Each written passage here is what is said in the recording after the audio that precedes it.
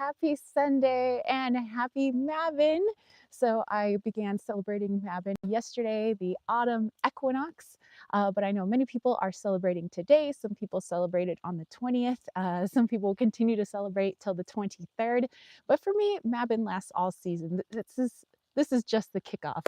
But anyway, if you don't know who I am Tara with Kittens, Weights, and Tarot. And today we're going to have a kick-ass Sunday live chat. So let me know what is going on with your Sunday. You got any plans for today? Perhaps any plans for this upcoming week? We have a few things scheduled for our live chat today based on your votes.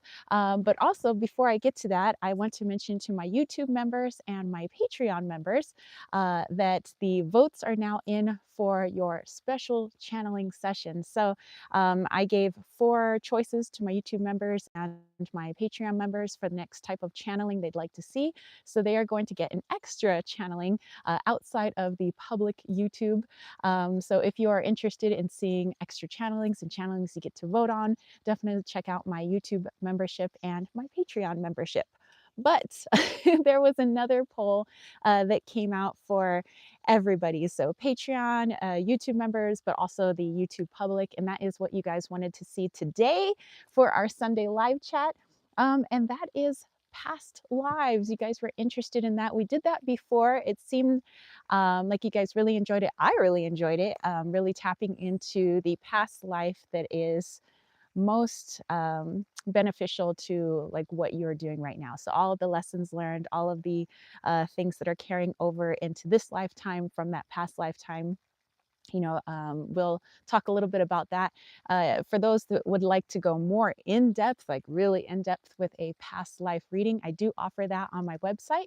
My website is down below, kittensweightsandtarot.com. While you're there, maybe you want to check out our witchy shop. Not that, well, Samhain is approaching, but not that you would only visit the witchy shop during Samhain. We have lots of beautiful things there. But definitely check out Desert Cauldron or James's Crystal Shop, Light of Riga. All of those links are down below. But yeah, oh my goodness, so excited.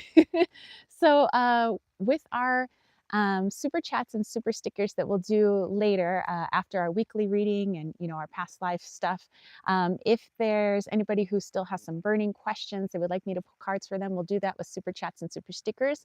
Or if you'd like to have me go even more in depth with the past life reading that you had. So everybody that's here today, if you would like me to look into your past life, just a past life that is just most significant to right now, then we'll do that after our weekly reading. But I am so excited. I had a great time yesterday.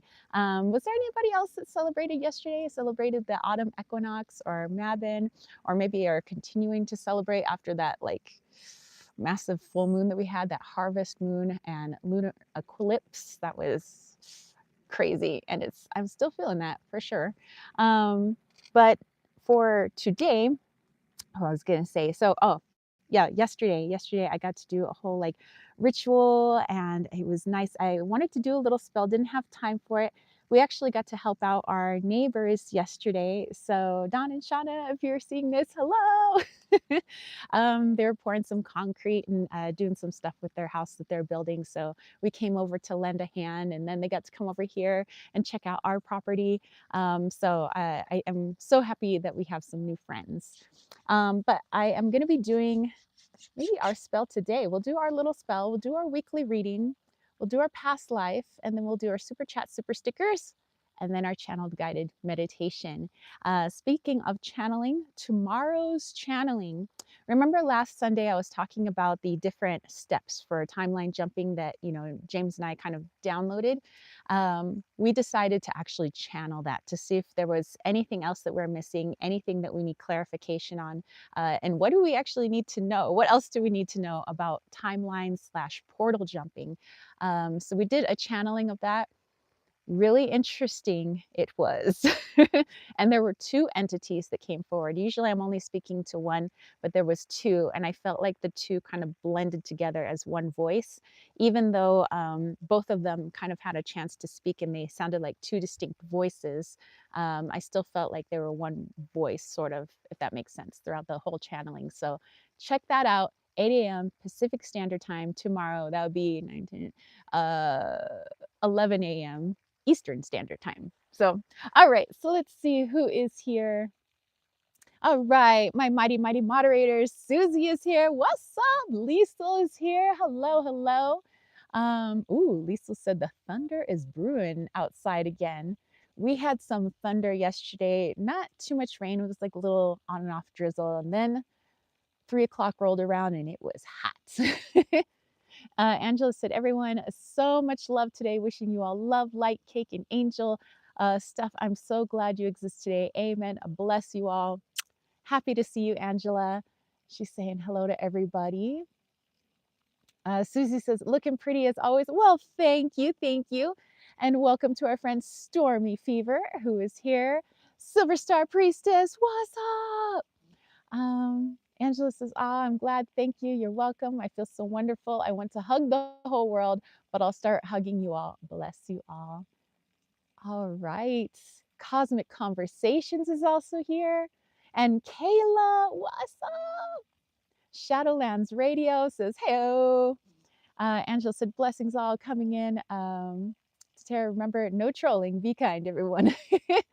um, all righty. Yeah, I remember last week was crazy, but and that was kind of a fluke thing. But you know what? I felt it was because of the things that we've been channeling with that whole timeline jumping and portal jumping. So whatevs, they can keep throwing whatevers, but we have to remember the shadow is also us as well as the light. So I just have to look into why was that occurring? You know, what could I change in my energy field to change the energy around me? So anyway, Lily is here. Hello, hello. Sunny Space says, miss you so much. Hello, how are you? Okay, well, first, hello to everyone. I hope you're having a lovely Sunday, a lovely Mabon, a lovely autumn equinox. Thank you to all of my subscribers. Love you guys so much. All of my mighty, mighty moderators, everybody who comes into the chats, watches our videos, leaves comments, any way that you guys have supported us, thank you. Also to my YouTube members, you guys know who you are. Kayla, Nancy, Astrid, Jolene, and Jonathan, hello. But also to my patrons, Lily and Dana and Jamie and Kayla and Surian and Brandy, Jason, Brian, Karen, Lisa, Palu, Crystal, Sarah, and Oz. Love you guys so much. Okay. Well, I'm excited. Got some new people coming in as well. Shadowlands has made some Mickey Mouse pancakes for breakfast today and yesterday. Today's batch was made with brown sugar in the batter. That sounds delicious. Big Time Charlie 1980, hello. Climpston Cat, hello, hello, welcome, welcome. Angela says Shadowlands needs hugs. We should pull cards on the dancing plague, 1 or 3 lives. I should hope we do. We don't need a second one. Oh, I know, right? Clemston Cat is sending good vibes to all of you guys as well. All righty, so I wanted to start off with a little spell. So I know not everybody who watches this live chat would consider themselves pagan or witchy, but for me, the purpose of this spell is just to put into 3D the energy that I'm feeling energetically. So just matching my 4D with my 3D. And for that, I have a few things with me. I have a bowl of junipers. I just needed a few juniper berries as the tree has dumped a bunch of berries right underneath me. We've had some high winds, so that really shook our juniper trees. And so most of all their berries have fallen to the ground. I've collected a lot of them for our hydrosols, which you guys can check out in the Desert Collagen shop. I also collected some leaves from our 4 o'clocks, some of the fallen leaves, and I put that in a separate bowl. And then I have an empty bowl here. And so if you guys want to recreate this where you guys are at, by all means, please do so. Okay, I'm using the 1001 spell book, and this is by Cassandra Eason. I don't normally follow spells beat by beat. like ones other people have created. So I kind of tweak them for like my own thing. So the spell that I'm looking at isn't quite exactly as it's written down, but that's because I go with my intuition when it comes to my spell work. But I thought I would just kind of open our live chat today with that before we dive into our weekly reading and all of the other good stuff. Uh, Let's see. Sunny Space says, hello, all. Happy, happy spring or autumn to us all. Let's have a beautiful season. That's right. My homies to the south are going into springtime as we are getting ready in the northern hemisphere for the colder times. Hence my sweater behind me because it's been a little cold in the morning. It was pretty cold yesterday. I mean, cold. I think it was like 68 and I was freezing. My blood is too thin right now. I'm so not ready for snow again. I'm like, come on, summer, stay with us a little while longer. Um, Silver Stars welcoming and Wilfredo saying hello, hello. Ronaldo Pena is wondering where I'm at. For me, I am in the White Mountains of Arizona. Susie's saying cute bowls. I actually got those off of Etsy. So happy to run into those. Silver Star says happy Mabon or fall equinox, spring equinox, wherever you are. Happy day. Shadowland says, Jax, my black locust tree dropped a big branch, so I was able to get part of the branch for a massive staff. That sounds awesome. Minaj, hello, hello. Antonio, estás muy bueno, cariña. Hello, hello, how are you? Clemston Cat says, spells are absolutely adaptable. It's all about the vibrations of it. Exactly, exactly. Okay, so let's see. Where did I put that? Okay. All right. So what I'm going to do first is take my bowl with the dried out leaves. Again, this came from one of the 4 o'clocks that's now fading on the property. So I try not to really pick from any things that still have life pumping through them. So I try not to, I don't pick berries off of the trees. I wait for them to fall. I wait for, just like Shadowlands was talking about, I wait for branches to fall for us to use any of those for the wands. So I just kind of figure the forests, you know, they eat whatever they want to eat off the trees. Anything that falls to the ground, I will utilize that. I will just decide that, okay, the trees have gifted that to us and the rest of the forest, so we will utilize that. Okay, so I have the leaves here, and then I have an empty bowl right here. So what I'm going to do is focus on these leaves as we go into, well, at least here in the Northern Hemisphere, as we're now in autumn and still in the Mabon season, as this will continue until, well, Samhain actually. So we're in the second harvest. I was kind of sad I couldn't really do a harvest yet because all of those corn over there just aren't ready yet. They're about this big though, so they're getting there. Okay, but I want to take each of these leaves and focus on the things that didn't quite come to fruition yet, but we can decide whether or not those things that we were working on this whole past season, if we've changed our focus, you know, the things that didn't really come to fruition, do we want to continue working on those things and try to manifest it, or have we changed our minds? Has our energy changed or shifted? So that is the focus for each of these leaves, just looking at things that didn't happen yet. Do we still want them to happen, or are we just going to let that go? We're going to change the goal a little bit. So let's go ahead and take the leaf here, and I'll take my empty bowl here. So I just ask that the energy go in peace, what did not flourish in our harvest this season. And so you guys can do this as well, or do it later if you wish. So again, go in peace, what did not flourish in my harvest this season. Go in peace, what did not flourish in my harvest this season. Go in peace, what did not flourish in my harvest this season. Go in peace, what did not flourish in my harvest this season. Go in peace, what did not flourish in my harvest this season. Okay. And now I have my bowl of juniper berries, and I'm going to do the same, except talking about kind of what we're bringing in and the things that did flourish this season. So, this is the good harvest to sustain me in the months ahead until spring comes to fruition. These are to sustain me in the months ahead in this coming spring.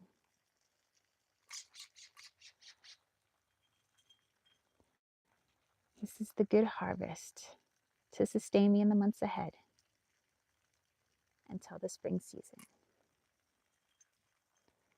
This is the good harvest to sustain me in the months ahead until the spring season. This is the good harvest to sustain me in the months ahead until the spring season.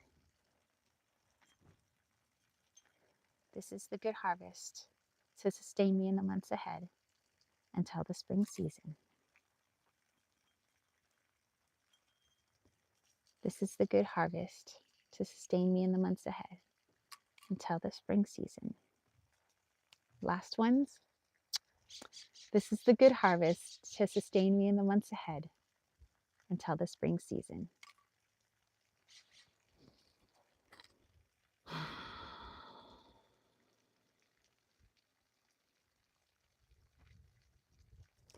Okay.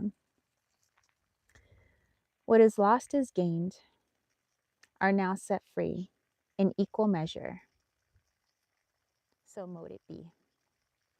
All right, and I'm just gonna pour this out into our forest over here underneath this beautiful juniper tree.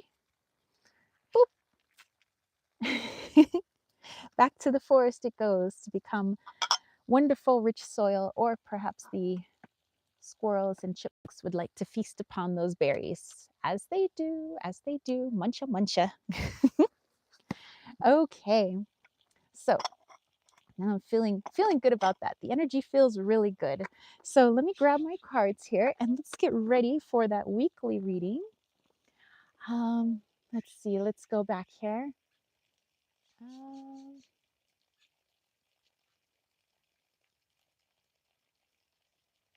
Oh, Dana is here. Says, hello, my beautiful friends. Loving the fall vibes as always. You look gorgeous. Thank you. Lily said, it's so funny you're doing this because I was just thinking on how to merge 3D and what's to come. All right. All right. Looks like thank you to my mighty moderators. Angela said, magic is in constant motion like the wind that carries away the leaves. The world is a witch's brew made of sea, land, life, death, love, and light. May all we want and all we need manifest in a blessed way for us tonight. Amen. Amen, Angela. Dana says, I know you don't get to hop on anymore, but it's always great to tune in when I can. Well, I'm so glad that you are here today. I love you, Chica. I miss you. Everybody's saying hello to Dana. So, Gubby, we are going to be doing super chats and super stickers after our past lives readings that we're going to be doing, which everybody will be able to do that. So maybe you want to stick around. Lavi, yes, we are going to be doing some super chats and super stickers. If you're wondering about some general guidance, we'll definitely be able to do that. But first, we're going to do a weekly reading, so I highly encourage you to participate. And anybody who's watching the replay in the future, check out what's going on in the chat, because there is a lot of beautiful messages, wonderful guidance for all the people that come into this chat. So whether you're pulling down some downloads, some channeled messages, or maybe you're slinging some cards or some runes, definitely let us know what are you getting for the upcoming week. Angela said, blessings, Miss Tree. We are grateful for you.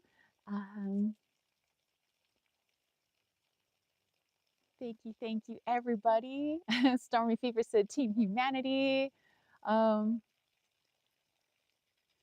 Roa Kumar, hello, hello. How are you? Dana says, Tara brings the sunshine in all the seasons. Happy fall. Happy fall. um, and Angela said, hug check. If anyone needs a virtual hug, say hug. And while we're at it, let's do a feelings check. If you're having a good day, add a heart. All right. And Julianne says, salute. Salute to you as well. Hello, hello. Okay, so I have for our weekly reading the Gospel of Aradia.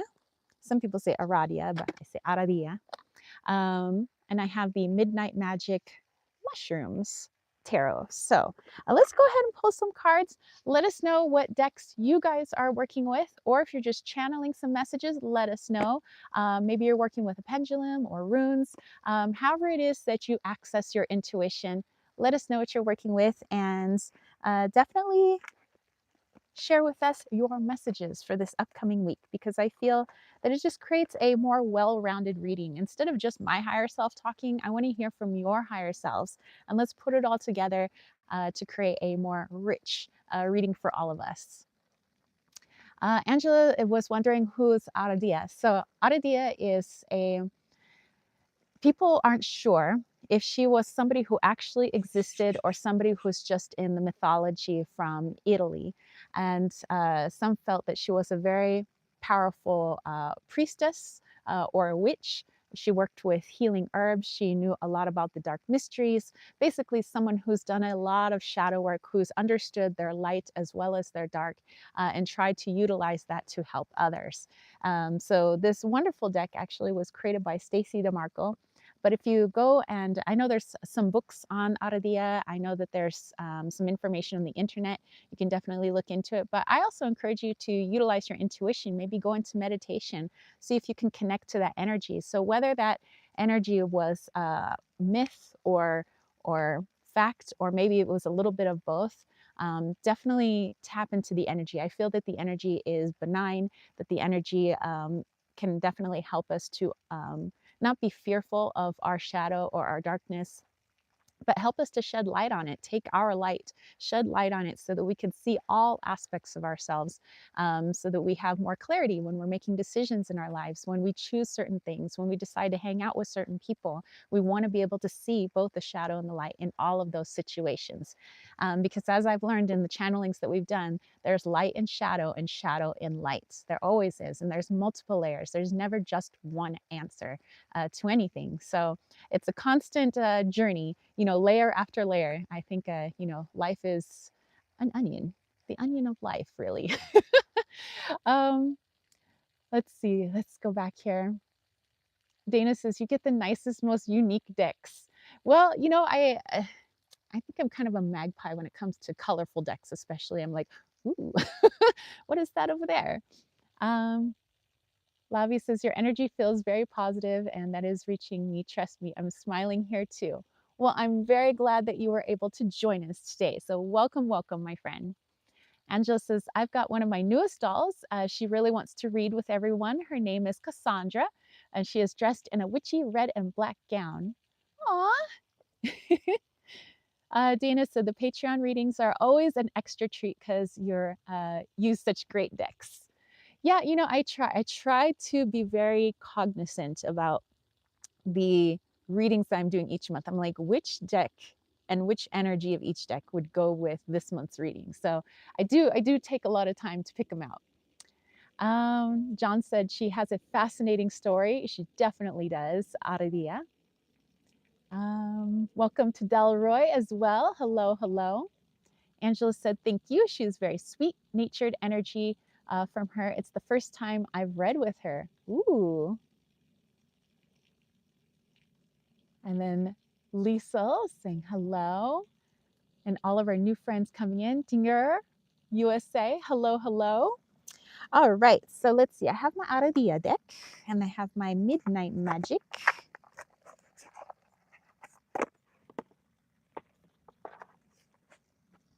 And let's go ahead and sling some cards. So I think I want to ask the Gospel of Aradia. Um, the energy for this upcoming week. So, what do we need to know for this upcoming week? Anything that we need to work on? Anything that we need to meditate on? Blockages we need to be aware of? Perhaps some things that we need to lean into, to let go of, to bring in, whatever it may be. Let's have it. Let us know.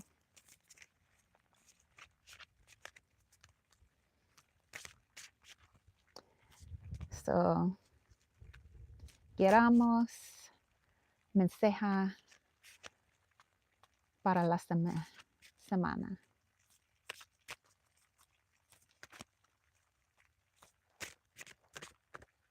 Okay. Ooh. All right. We have secrecy.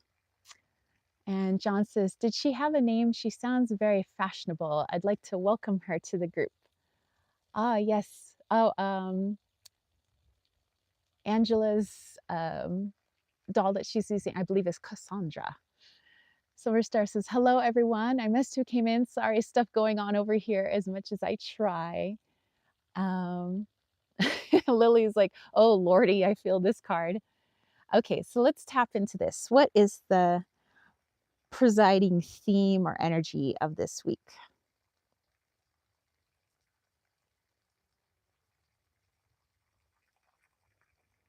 Okay, so what I was getting is that as we all do our different forms of healing, I know that we all heal in different ways. We all do our shadow work in different ways and at different times. But as we were all, I think, doing more of a reflection in this time of this change of season, whether we're in the southern hemisphere or northern hemisphere, whether we're jumping into spring and things all in bloom, or we're falling into winter, with this autumn season into the cooler months. We usually tend to reflect on the things that have come to pass, the things that didn't. We're just kind of reflecting on where we are right now. What do we want for the upcoming month? What do we want to do the rest of the year? And so this is a very reflective period for all of us. And so as we go inwards and we start bringing to the surface some things that maybe we didn't know were there, but through our healing or through our shadow work or through our triggers, certain things come up for us. As those things come up, it's almost like things that have been kept secret from us are coming up. And they may be quite uncomfortable because it's things that's like I didn't know that was even going on inside of me, or I didn't know that was a trend I had in my life, or I didn't know that certain shadows, traumas, or programming were leading me to hang out with certain people, or that I was attracting certain situations. And so the ego itself might get quite uncomfortable and might be like, no, no, I don't want to believe this is true. And it's, again, not that our ego is bad or anything. It's just programmed to kind of stay in the past because that's where it feels it is safest. It feels like if I know the past has happened. Once it happens, I always know the outcome of everything because it's already happened before. So if I continue to do what's in the past, I already know what the outcome's going to be. And people have safety in that. People feel safe in knowing a predetermined future. If I already know how my life is going to turn out because I continue to make the same choices, then I feel safe in that. Even if I'm not happy, sometimes that happens. We may repeat things knowing it doesn't bring us happiness, knowing it brings us sometimes suffering or pain, but somehow in a light and shadow and light kind of way, it brings us comfort because at least we knew it was going to happen. Whereas if we bring up certain things and we want to heal it, now the future is very uncertain because we're deviating from the past. We're doing something that's very different. And so that's when our ego wants to, quote unquote, save us. I mean, that's what it's programmed to do. And it says, no, no, no, don't change things. Just keep them the way they were. Maybe we weren't as happy as we could be, but at least we knew what the future was going to be like. And it doesn't understand that the higher self can absolutely see the infinite number of timelines that are in front of us, an infinite number of futures. And the more faith we put in that, the more comfort and solace that we can feel, just like we feel in the ego with repeating the past. So this is all about kind of where do we want to put more of our faith as this week progresses? Do we want to continue putting it into the ego? which is fine. That's also part of a journey. There's lessons there. Do we want to put it into the higher self, having our heart lead the way? That's fine. There's lessons there as well. So again, it's all just a part of your personal journey, but at least you're cognizant of it for this upcoming week. What do you want to choose? And understand why you want to make that choice. So secrets being revealed, lots of stuff coming up for us. Now, let's ask our magic mushrooms. No, these aren't all psilocybin, but let's ask our mushroom friends, which we did a channeling on them, by the way. If you haven't seen that, definitely check it out. Mushrooms are amazing. And I'm not just talking about the magic kind, I'm talking about the whole collective of the mushroom consciousness. What do they want to add to that for this upcoming week? Oh, hey, Lady Miss Squirrel, how are you? You gonna go up into the Jeep? Okay. Let's see. Let's go here. Lily said, ooh, activations. I'm surrounded by hearts that are popping like bubbles. Nice. Zach, hello, hello. We will have super chats and super stickers if you are interested in a reading after this. Angela said, Cassandra's message, greetings and thanks. And Tahihi secrecy means trust. It means reflection. It means holding what you are trusted without judging it or giggling behind closed doors or a closed mouth. JG, hello. Dana's like, whew, the things and patterns that has come up. I mean, sing it, sister. Delroy said, your words touch me deeply. I'm so glad that the message is connecting with you. Dana said, welcoming the deeper levels of healing and awareness. And Angela said, another little add on from Cassandra. So if you're holding too much, let it go. You can release with silence and a breath. You don't have to let everything weigh you down. Release if needed and take a breath. And Dana says, I love eating mushrooms. Delish. Yeah, you know what? James does not like the taste of mushrooms, but I do, especially on pizza or mushroom soup. Let's see. John says, they're all magical high vibe beings. Exactly. Hey, our buddy Mike Green is here. And Angela said, mushrooms love crazy. They love fun. They love chatter and network for the trees. They talk to everyone, whether eaten or toxic or magical to mushrooms, have many secrets to share with you. They sure do. And Duke, thank you very much and welcome to the chat. And remember, if you guys also have messages, definitely share it with us. Lady Miss Squirrel, if you ever want to say hello, you come on over. Okay, hold on. I got to turn this camera around so you guys can see her.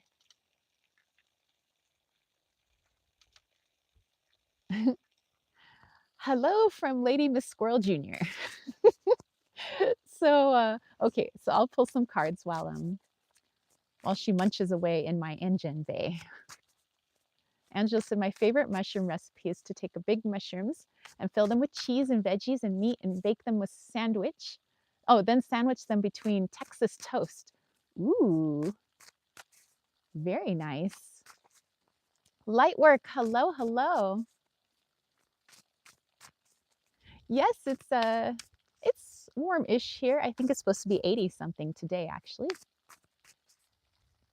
Oh, and there she goes. And she's off. As she does, she's going to run to the top of her tree. And I was right. Okay, mushrooms, what do we got here?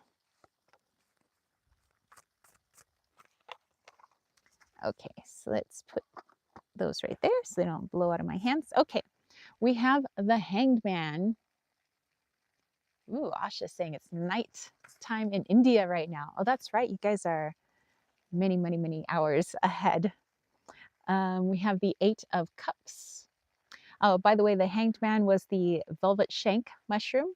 The Eight of Cups is the shaggy ink cap mushroom. And we have the Ace of Pentacles, which is the Paragourd truffle.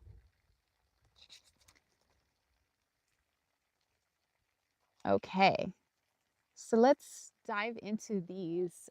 Lisa says, Mega Thunder here. King Neptune is in. Whoa. All right. Well, hopefully you're nice and cozy over there, Lisa. Something warm to drink, some cozy blankies, perhaps. Silver Star says, I forgot about my coffee. No wonder. I'm like, ugh, need coffee to wake me up. Somebody actually suggested that for one of the channelings is channeling coffee. So I put that on the list. I don't know when we'll do it, but I think that'll be very interesting. Angela says, blessings to all coming in today. Blessings and love to you. May we all be well with everyone. So glad that you are here. JG says, I'm a big mushroom fan, not just magic ones. They're the one of the healthiest foods ever, good for the microbiome. Exactly. Dana says, surprising enough, I'm drinking mushroom. Ooh, you know, I have a reishi mushroom that I use sometimes and chaga mushroom sometimes for my teas. So definitely delicious. Okay, so what else did we need to know about this week?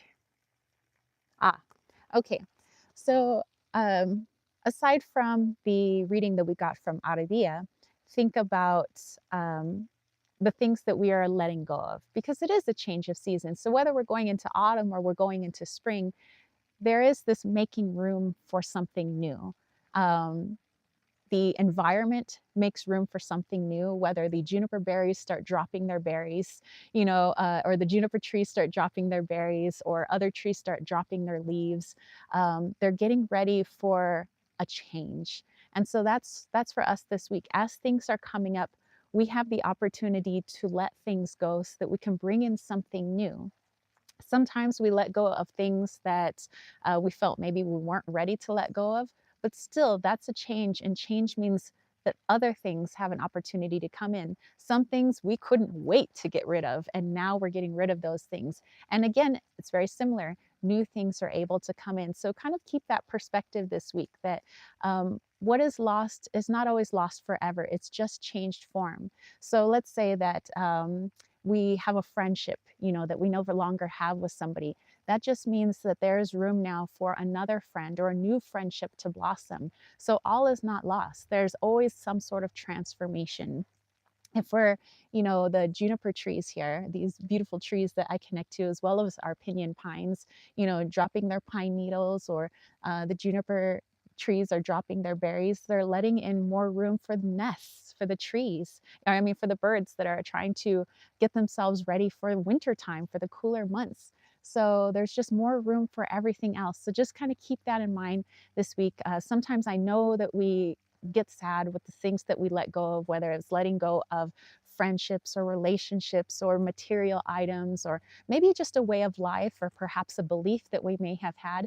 And we can mourn that. Definitely don't hold in your feelings. If you're feeling something, let it out, but try to understand why that feeling is there. What are your emotions trying to tell you? Because that's how part of our energy speaks to us, is through our emotions. Sometimes we might be like, well, I was sad, and so I was just sad. But why? Why were you sad in that instance? So if you're feeling something coming up with that release, definitely allow yourself to feel those emotions, but also try to understand those emotions. What are you trying to tell yourself? And then release, let it go, with the knowing that something new, maybe we may not know yet what it is, but there's something coming in for us. So I am excited about this upcoming week, y'all. Angela said, also, everyone, give our mods, Liesel, Silver Star, Susie, love to all. They work, the work they do. Send them all a hug today. Let's make their job easy. Okay. Amen. Amen to that. And John says, so many times the way out of my feelings has been through them. Exactly. And that's something I'm learning too. I just, due to my programming when I was growing up, is I had to hold in all of my emotions. I was allowed to show joy and happiness, but I couldn't show too much joy or too much happiness. So I inadvertently learned to stifle all of my emotions, to the point where, as I got older into adulthood, I just felt like, oh, certain things I just don't have any feelings about. I would just say, oh, I don't have any emotion about that, or I don't feel anything about that. And that just wasn't true. I just got really good at hiding my own emotions from myself. And so now part of my journey is to allow myself to bring up those emotions. And that's been all about removing the blockage of suppression and why that blockage was there in the first place. Some of it was for self preservation, protection, but rediscovering for me emotions has been wonderful. Trying to understand myself, how I speak to myself, basically. Um, hey, everybody giving lots of love to our mighty, mighty moderators. Angela says, ah, gee, I'm blushing. Aw, you guys are wonderful. And thank you so much, Susie. You guys are a gift to me. I mean, seriously, I do enjoy these Sunday live chats. Um, you are all my light team, all my soul family here, and I'm glad to be able to read all of your lovely messages that you guys share, all the love that you guys share, and that you guys have a beautiful open space for everybody to share whatever it is that they want. So whether somebody's going through something tough, maybe some difficult emotions, or you want to share in your joys, we're all here for that. And I thank you for creating this beautiful space and allowing me to be a part of it as well. Dana said, thank you for always sharing your vulnerable shares. Yes, and I do that because I want to let everybody know that it's okay. I think that this is what we as humanity need to be more capable of, is just having better communication with self and better communication with others, letting people know exactly how we're feeling, what we're going through. And I think that the more vulnerable we are, the more compassion we would have as an entire society. Because what I've learned from these trees and these animals is that they don't hold back. They definitely share how they feel with one another. And I've seen animals that would be considered enemies to each other, like a whatever plant eater versus like a carnivore. I've seen them come together and be friends.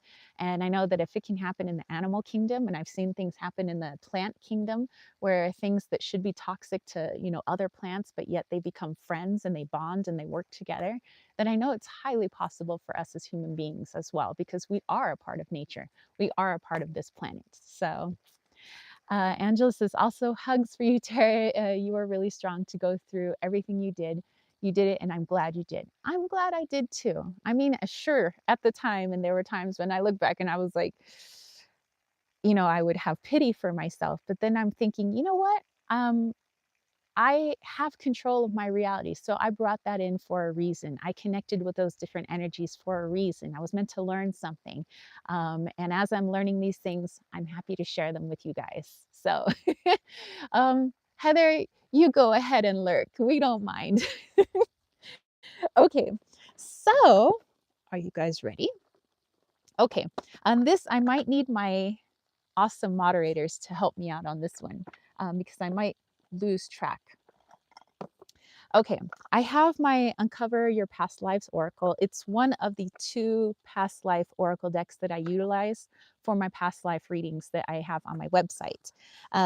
But during a previous live chat, we did some past life readings where those that wanted to, have a little look into a past life. I won't go into like too much detail because I would want to have time for all the people that are in the chat. But just kind of going over, mostly at a surface level, the past life that has the most significance on your current life at this very moment. And sometimes it shifts and changes depending where we are in our lives. Sometimes, something that I'm going through right now, a certain past life might have an influence on that, but I might be going through something different, let's say a month from now, and a different past life might have an influence on that. So I'm just looking at this moment right now, the past life having the most influence on you at the moment. If you'd like to go into more detail, maybe during our super chats and super stickers, we can do that. If you want to like a full on reading, like I said, it's on my website. So check it out. The link is down below. Okay, so if my moderators wouldn't mind helping me out, I'm going to ask for anybody who would like me to look into their past life. Let's see, what emoji could we do? Let's do the moon emoji. And if you don't have emojis because you're at a computer, just type the word moon, and then we know who would want a past life reading. Like I said, it's going to be very surface level, so I won't go too deep with it, but just something for you to ponder on, maybe something for you to meditate on later after this live chat. Definitely use your own intuition. But like I said, if you want to go a little bit more in depth, we can definitely do that during super chats and super stickers. Okay, so my moderators, if you don't mind taking stock of everybody that's putting a moon emoji or just typing the word moon. So those people will be our past life people. And what I have learned the last time we did the past lives is that sometimes the readings that we're getting are helping other people as well. So even if somebody else's past life isn't technically your life, I mean, all is one, so it kind of is, but I believe it can still help us. The messages can help us, definitely, for sure. All right, so we have some moons coming in. Excellent, excellent. Roman says, wow, I love your gray stripe. It is so elegant. Well, thank you. My skunk streak. Angela says, we learn, just need time. She just wanted us no matter how it hurt. And that hit me as a kid. Ah. And Dana said, woo, woo, you did a couple past life readings for me. And wow. Well, I'm happy to do some of those readings again. All righty. And then Mechmod says, I've been having a reoccurring dream my whole life, and I believe it's from a previous one. I had that one as well. I had actually a couple of reoccurring dreams, but once I like finally went into them and I started once I figured out what meditation was, because I had these back when I was like a teenager, but once I got older and I learned about meditation, started getting more into spirituality, the more I tried to understand them and understand the lesson, the dreams went away. So if it's reoccurring, I think there is a message in there for you. And I think the more we start to understand it, the more it doesn't need to reoccur anymore. But it's definitely significant if it keeps happening again and again. Okay, it's getting a little chilly here in the shade, so I'm just gonna put my sweater back on. Man, temperature drops to 70 something. I'm such a wuss. Like, I've been happy with my 80-degree weather this summer. Okay. Okie dokie, much better. All right, so with the Uncover Your Past Lives Oracle, this is by Mandy Peterson. And so what the cards look like is this. So you can read it either way. Like if you're doing readings this way, like let's say, because there's a front and a back, if you're trying to figure out something that occurred, like a particular thing, like you already know about the past life, but it's a particular thing, then you can always look at the back and we can always look into what that particular thing was. But I'm going to be using the other side, which is, I guess, sort of diving into that past life. So it gives you like a time frame, what the lesson was, how this person passed away, where the location was, their trauma that that was incurred, what was their faith like, their belief system, what type of love they had, like a love relationship either with themselves or others. What did they identify as? So we'll definitely look into that. All right, so Susie has it all lined up for us. Thank you, thank you. And thank you, Lily, by the way, for your super sticker. Okay, so yes, definitely after we do these past life readings, if afterwards you guys want to do super chats and super stickers to get a little bit more in depth, I'd be very happy to do so. Okay, so Susie says that Marcia is up first. All right, Marcia. Let's tap into your energy. Actually, let me have a drink of water, then we'll tap into your energy. Okie dokie. And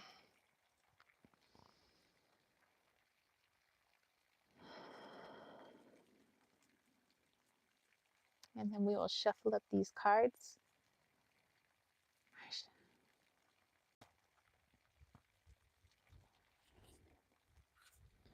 Okay.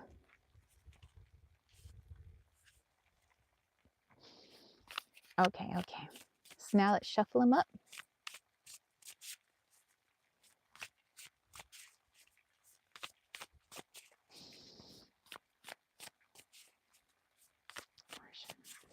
Okay, which life connects most with Marcia at this very moment? At this very moment. Okay. All right. Oh, wow. Oh, wow. Okay. Okay. Okay. Let's take a look at this. So we have your card here. So I will be reading all of these parts. Okay. Oh, wow. Somebody coming in from South Africa. Nazima, hello, hello, and welcome. Okay. So, Marcia, it was saying that this particular life took place in Oceania, which is something that I think we've all read about in school, but definitely something to tap into intuitively as well. And you were living the life of a grandparent during the times of the Crusades and Inquisition, which means that, at least for me, the Crusades, the Inquisitions, anytime there was a huge events happening within, this particular timeline, whether it was things happening in Roman times or ancient Egypt, big changeovers occurring. Some of those things may be seen as very positive. Oftentimes they could be seen as very negative. Um, but just like what's happening now, there's this huge shift in our collective consciousness. So it may feel like there's so much going on in the world. And for some people, it's like the world has gone crazy. For other people, they're like, yes, we need this change in our world. So, like I said, there's light and shadow and light. It feels like what was going on in that past life definitely is relating to what's not only going on in your life personally right now, but what's also going on surrounding you, the world at large. So we may not have the crusades going on right now, but it definitely feels like there's something major happening in the collective, just like at that time, the Inquisitions, the Crusades, there was something major shifting. People were waking up at that time, as well as people deciding they want to be fast asleep at that time. So, and I think that we have that choice now. Do we want to remain here, fast asleep, which is also part of a journey and also a choice, and we are able to do that? Or do we decide that we want to wake up? We decide we want to ascend, which is also just a different journey and a different choice. But again, we have to be cognizant of that choice. Okay, so um, it was saying one of the lessons that you were learning in that particular lifetime as a grandparent was power. And the reason it being the focus as a grandparent and not you as a child or you as, and this feels like a very male energy, by the way. So, not only like as a male grandparent or as a son or as a husband, but it seems like a lot of your lessons came from what you learned through your grandchildren, and that lesson of power, of being able to relinquish, like let go.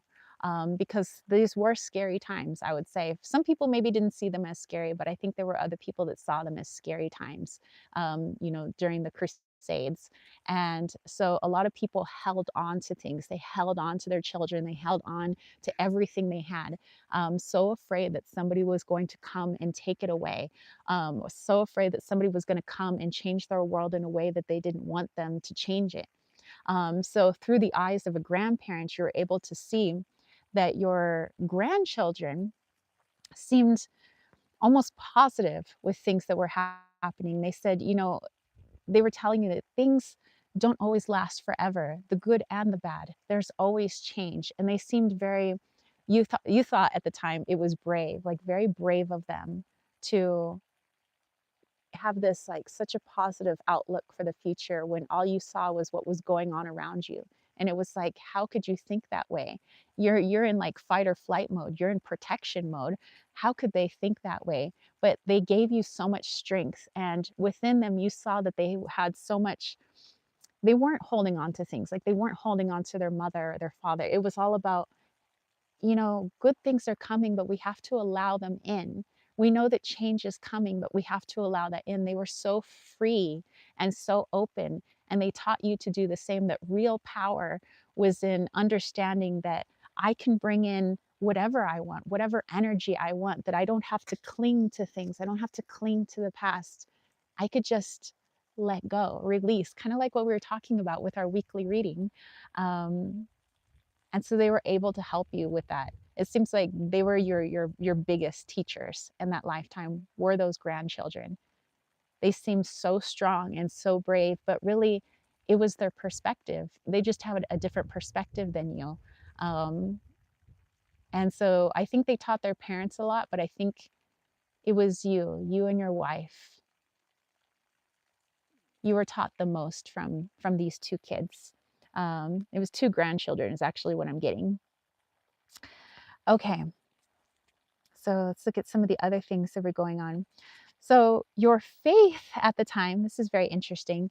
It says you are more into the mystical, the spiritual, which during the times of the Crusades may not have fared well, which is why I understand why you were like, let's hold on to everything. I don't want to let everybody know what I do and what I believe in. Because they're coming for us. You know, they're here to change up our way of life. So it was all about keeping secrets. Remember the theme for this week? Secrets. So there was all of this like hush hush, like we don't, we'll say like, oh yes, I believe in this, please don't hurt me, don't hurt my family, when you know really I believe in something else. So it's the not wanting to speak up, it's keeping the throat chakra closed. So think about what's going on in your life now. You know, if you've ever had any problems speaking your truth, if you've ever had throat issues, like you know maybe gotten a lot of strep throat, or you know just sore throats in general.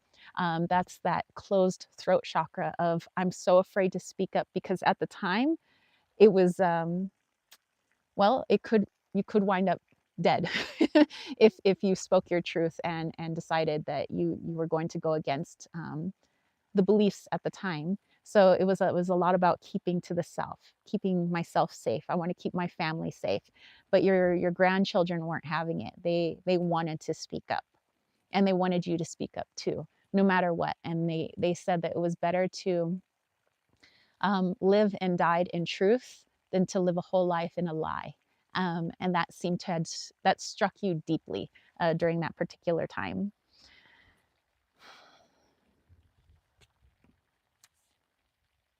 Okay.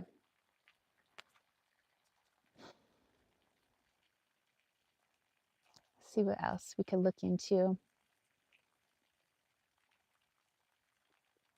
Okay.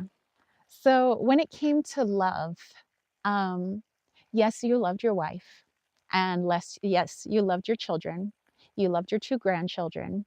But it seems like the biggest love of your life, which your wife would say that you're always having an affair, but it wasn't an affair with somebody else.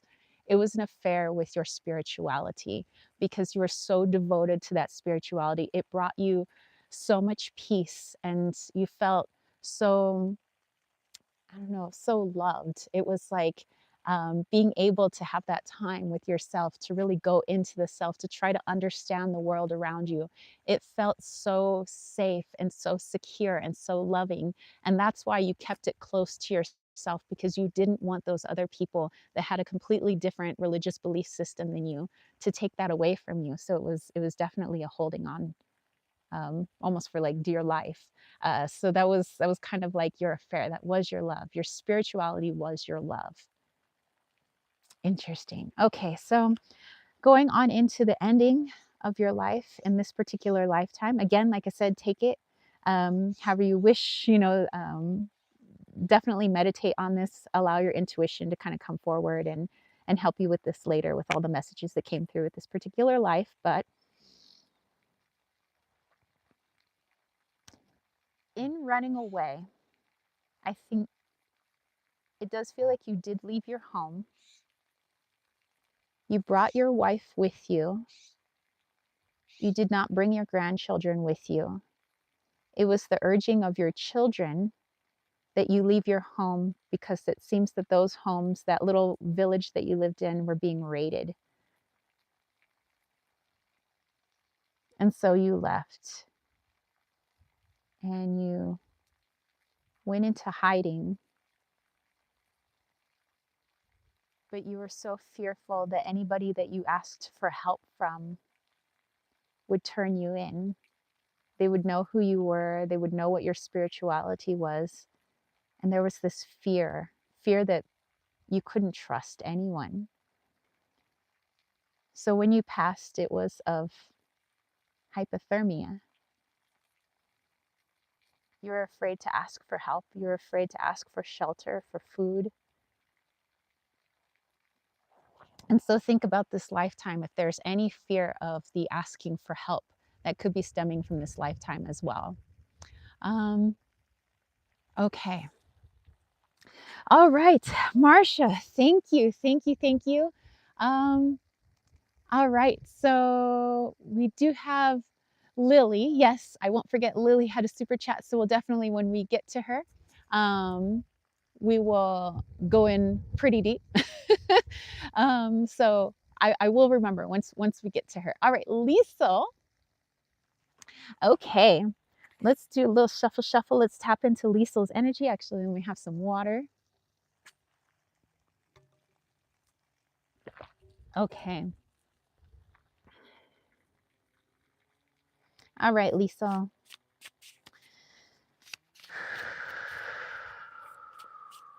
And thank you, Susie. Thank you to all of my moderators for helping me out with this.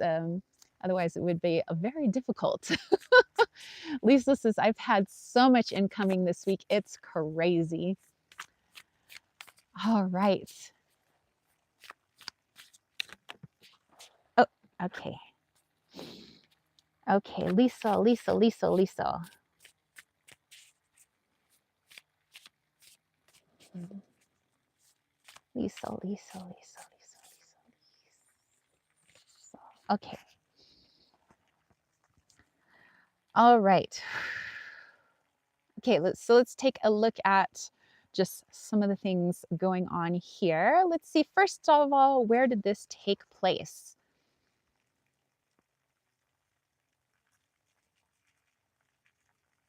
So this is the American Civil War era.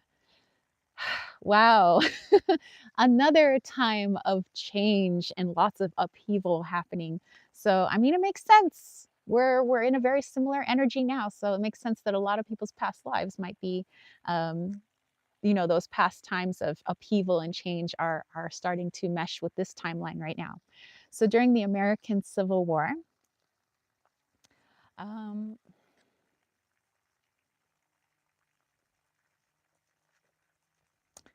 the location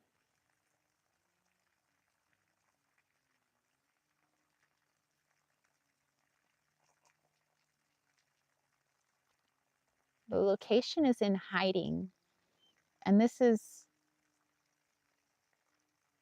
you're African American. You're a runaway slave.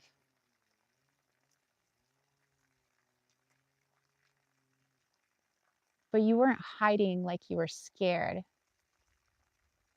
This might be the Underground Railroad, actually. And I know different things are going on different times. The Civil War and what was going on with slaves at the time. But it was trying to help others. And there were even, there were people of not just African American, but there were other people of other races that were there that you had made friends with, but you were all kind of working in secret, but it was like you all knew each other. But you were trying to help as many people as possible to be free. Like freedom was the thing. Okay, so some of the trauma incurred during that time was a lot of the psychological and physical abuse. So it was abuse not only from your parents, and a lot of psychological abuse there, but you also incurred the abuse of slave owners, abuse of people that you had never even met, but just how they treated you. So feeling ostracized, feeling like you don't belong. And because of that feeling, you didn't want people to feel that same pain.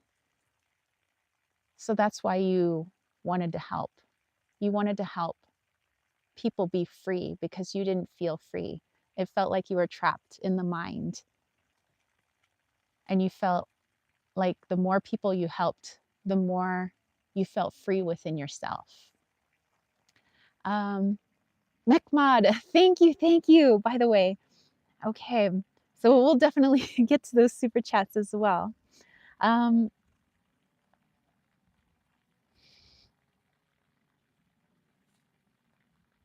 Okay, so one of the lessons learned at this time, I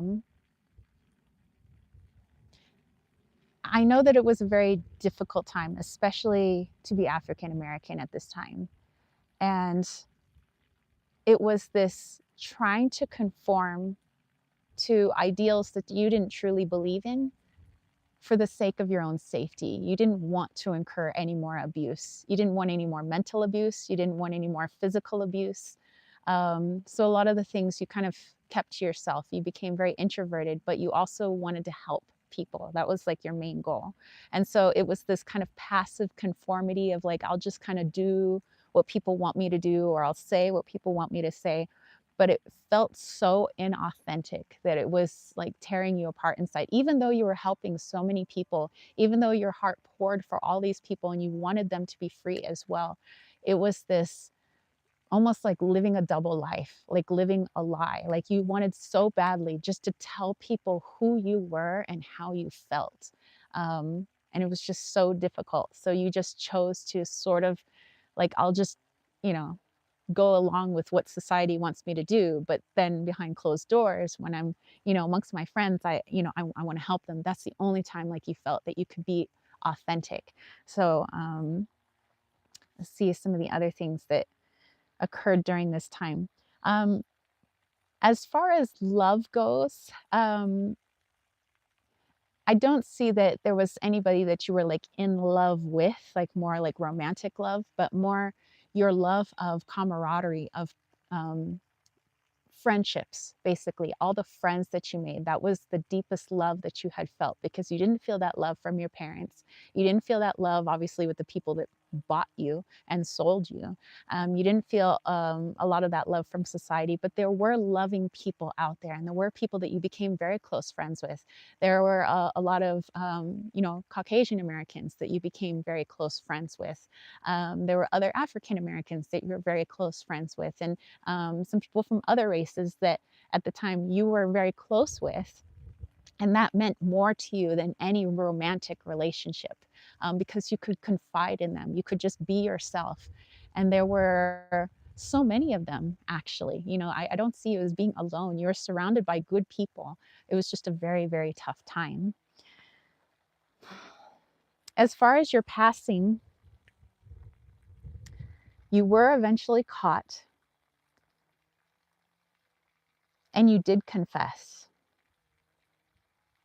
And that was the sweetest relief for you. Because although they did, it feels like they beat you to death or tortured you to death. It was not pleasant. That's what I want to say. But you felt good, and that you could finally, in front of all of these people that you've kind of just pretended to be somebody else with, in front of all of these people, you could say, yes, I have helped all of these people. Yes, if you think that's a crime, then punish me, kill me, I don't care. And for you, it was like you smiled at the moment of your death, because even though it was painful, what they were doing to you, you finally felt free. Like everybody finally knew truly who you were, and whatever judgment they wanted to pass, that's fine. You didn't care. It was like I could finally express myself. Finally, I'm not hiding anymore. I'm not hiding what I'm doing from anyone anymore. So it was a sweet, sweet release.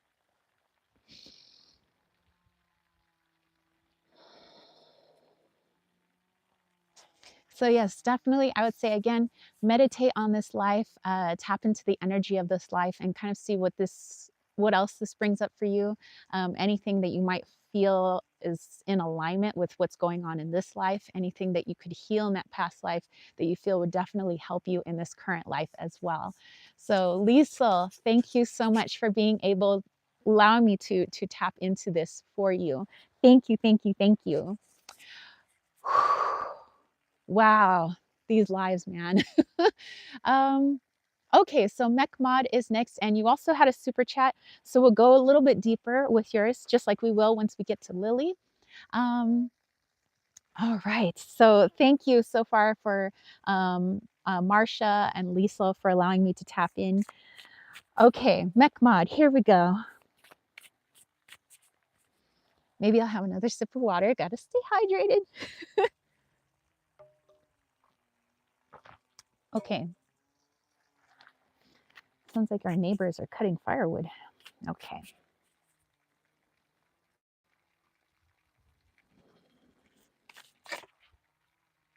All right. So Mechmod, looks like one has already popped up.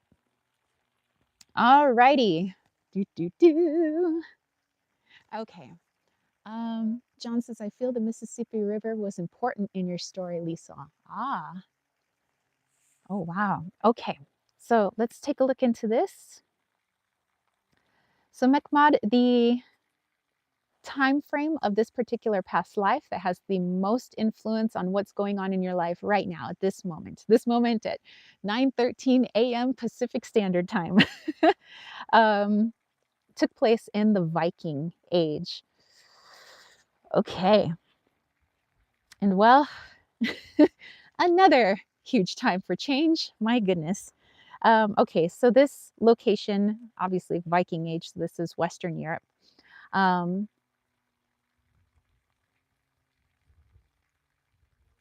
let's see what else we're getting into this one.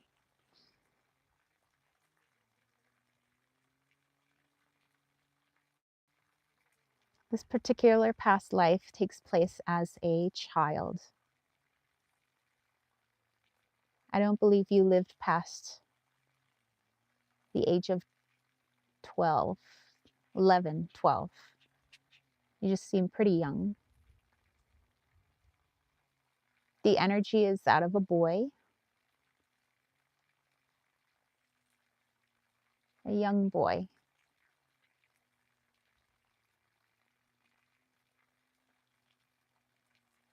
I don't believe you came from status, as you look pretty thin to me. So I don't believe food aplenty is part of this past life. Okay.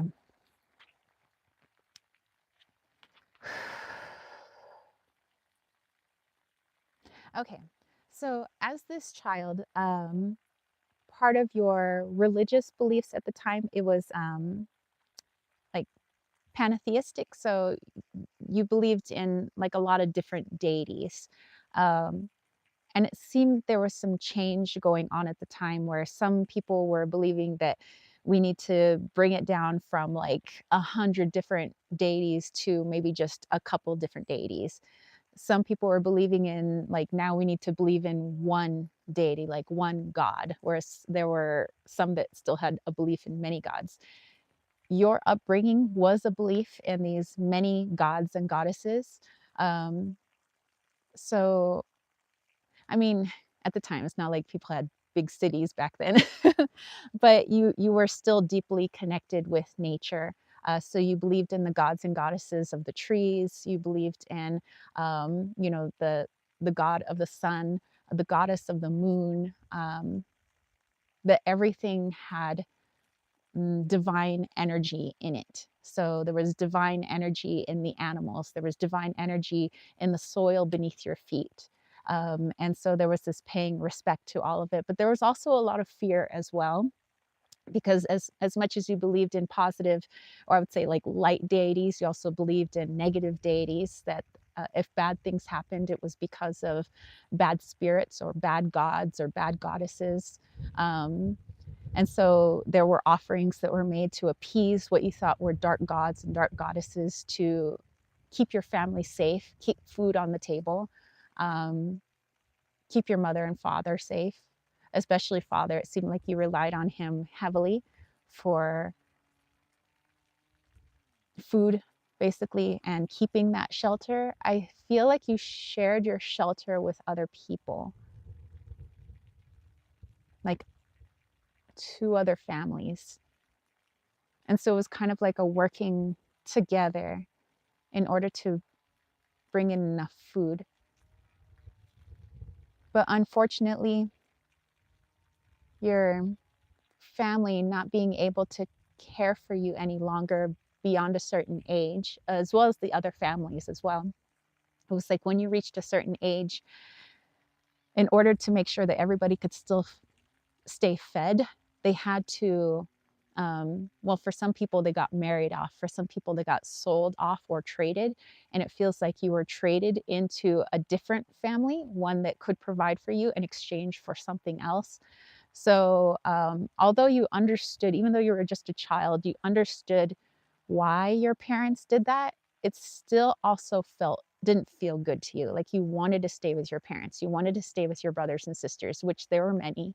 Um, but just having to, what you would call, obey another master, it was like why can't, it was almost being angry at your parents, like why can't you just find more food? Like, why can't you just provide for us? Why did you have to send me away? So it was like being pushed away from your family, although they did it for basically survival reasons. There was that. So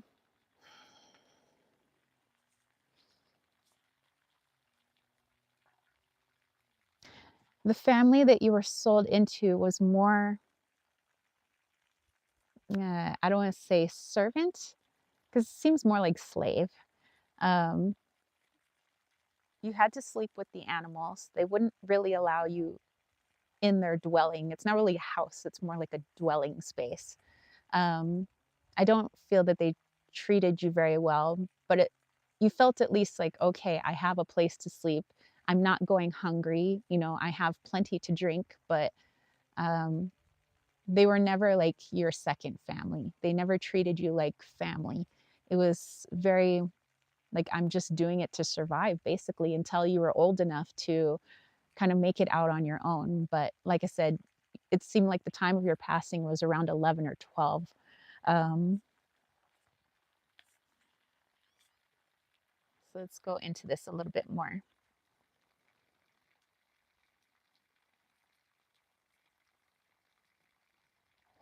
Okay, so during this particular lifetime, there was this blame. And I mean, this is what we all do, especially children, you know, when we're too young to understand really the motivations of our parents or the motivations of society. Um, it's just the feelings that you have, that things that are fair or unfair. And so you just felt like things were very unfair, like just being so angry, especially at your father, so angry with him. Like, why? Why would you have all of us children if you couldn't care for us? Why? Why would you send me away? Why would you send me away knowing? And you felt like he knew full well that these people that you were being sold to or traded to, they weren't nice people. He knew that you were going to be abused, but yet he did it. And you felt like that was just so selfish. So there was like a part of you that felt guilty about how you felt. Like it was like, I understand, this is normal, this is just kind of what happens. You know, in our society, people get traded all the time, people get sold all the time, people get married off, you know, whether they wanted to or not, all the time. But it was just a, if you couldn't care for all of us, why have all of us? If you just know that you're just going to give us away like an animal, that's how you felt. And so there was a lot of blame, a lot of spite, to your mother as well, but mostly to your father, since you see him as like head of the household, or at least head of your family.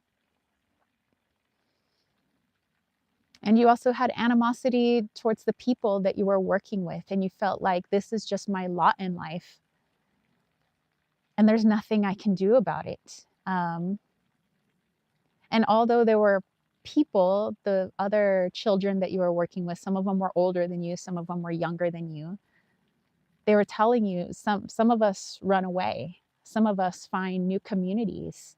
And you were like, but I can't do that because I was sold here. I can't. This is what I'm supposed to do. I can't. So there was this I feeling trapped, but also being unwilling to make any changes. So not feeling accountable for anything. So it was the, if anything bad happened, it was his fault, or um, that it was her fault, or it's my father's fault, it was my mother's fault, it's my brothers and sisters for eating too much food, for you even got angry every time your mother had a new baby. It was the, like, you're just going to make it harder on all of us. It's like a new sister, really? That means less food for me. Another brother, really? That means there's less room for me to sleep. So it's a lot of blaming. I blame my brothers and sisters for being born. I blame my father for getting my mother pregnant and bringing more children into this world. I blame him for all of this. I blame the family that I'm working with that they treat me so poorly. Um, and I blame society for not helping me. So let's see what else is going on in here.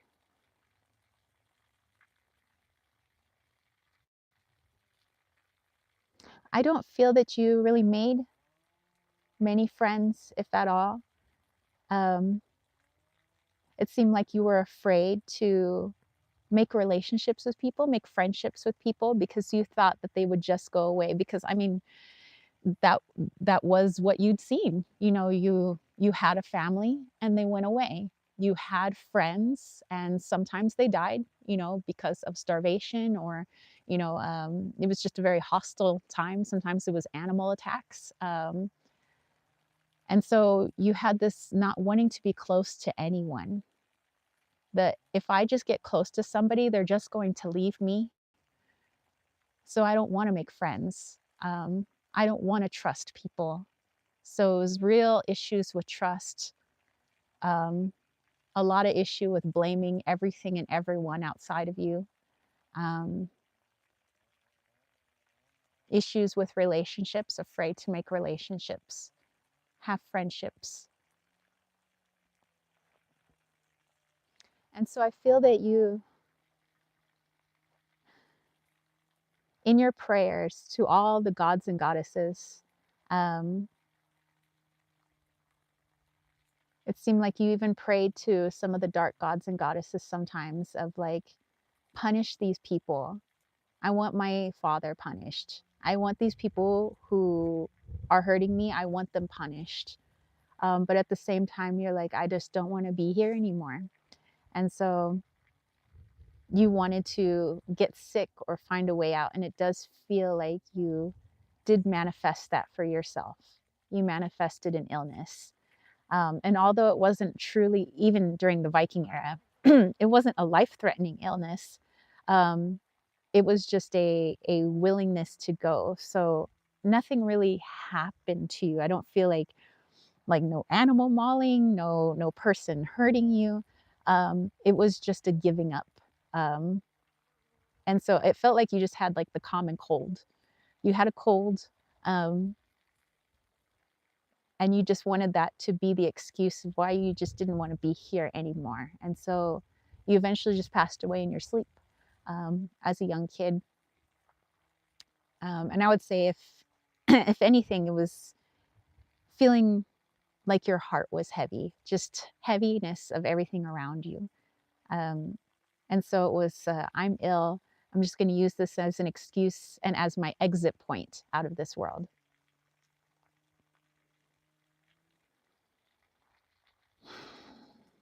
So, Mechmod, I thank you definitely for the super chat, so we could go in a little bit deeper about that particular life. But I encourage you as well to kind of meditate on that, see if there's anything that came up with that particular life that might, even at a subtle level, is influencing this life as well. So, Mechmod, I thank you so much. And everybody so far who's going to be getting these. So JG also has a bonus Oh, as a bonus as well. So thank you for the super chat, super sticker, JG. So let's dive into your reading as well. And then we have Angela, we have Dana, who also has a bonus. So thank you. Crazy Bunny, Cosmic. We have Lily, who had her super chat. Kayla, Heather, Jamie, Christy, and Delroy. Excellent. Thank you, Susie. The list is closed, so if anybody else comes in and would like to do a past life reading, we could possibly do one through my website. I do past life readings, like full on hour long past life readings. So definitely take a look into that. But thank you, Susie, for keeping track of all of those. It is much appreciated. I couldn't do this without you. Okay, so JG, let's get to it.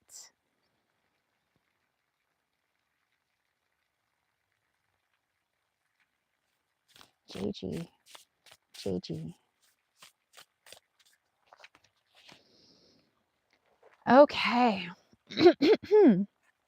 So first, let's go into our time frame, and we have our we have our little card here. Okay, so let's go into our time frame. So this is going into, well, this is not the Viking era, but it is the late Bronze Age, which technically I guess there's Vikings going on, but we are in the Bronze Age. Again, a new age, a new time for all of humanity.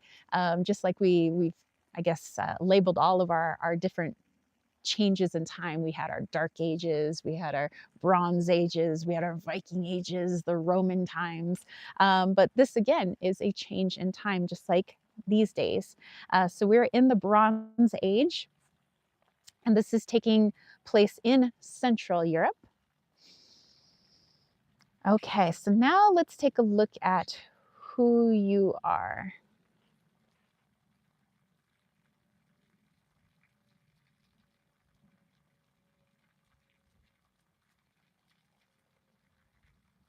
Okay,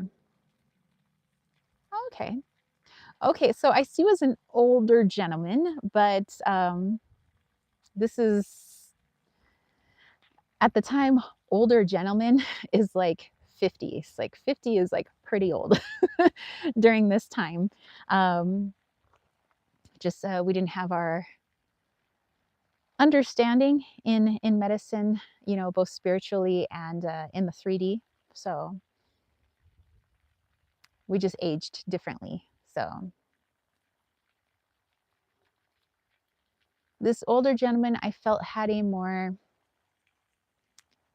I want to say, not really pagan, but yeah, pagan. It's more like a earth-based type belief system. But the belief systems were changing at the time.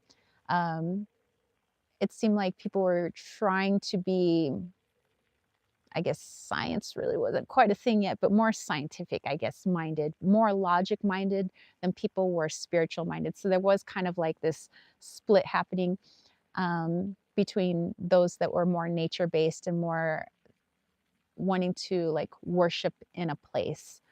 So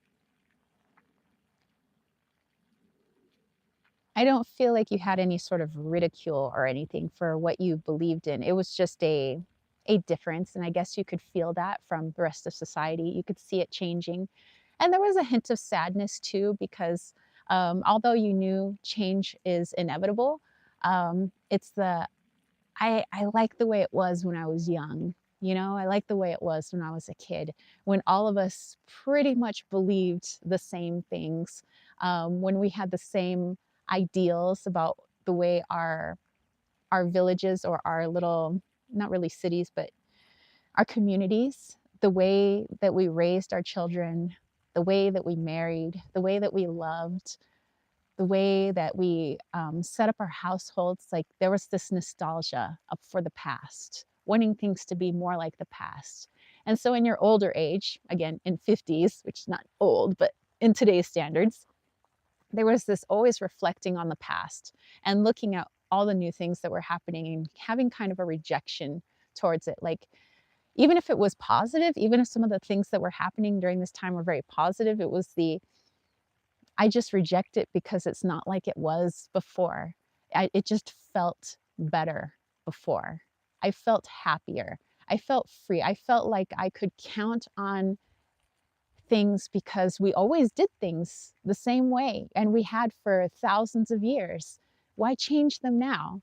Was the thing, and it was just that comfortability. I guess kind of like our reading was talking about how sometimes we feel so comfortable with the past that we want to keep repeating it because it just feels comfortable, even if it might stunt our growth in some way. At least it's comfortable, and that's kind of where this older gentleman version of you in this past life was feeling was I just feel comfortable with the past. And so there was always this reminiscing, always this talking of the past.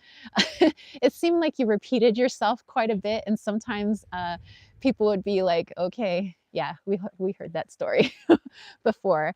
But, some people were like, you have to look at what's around you. Like there's been huge advancements. Less people are dying of starvation. There's our more ability to be able to defend ourselves. We have stronger armies. We have stronger like hunters. We have stronger communities. Um, and you could see that it was just a, yeah, but at what cost? And you felt like what you were really seeing was the separation of communities. You felt like it was more together when everybody believed pretty much similar things. But when people started believing in new things and there's like these, all of these different things going on, it's like you felt like communities were pulling apart. And I think that's why you yearned for the past, is you could see that, but I think you just couldn't articulate it at that time.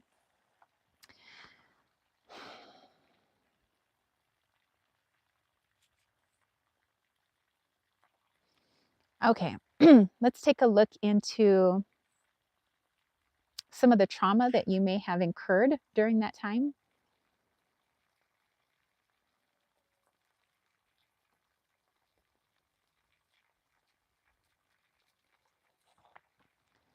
Okay, um,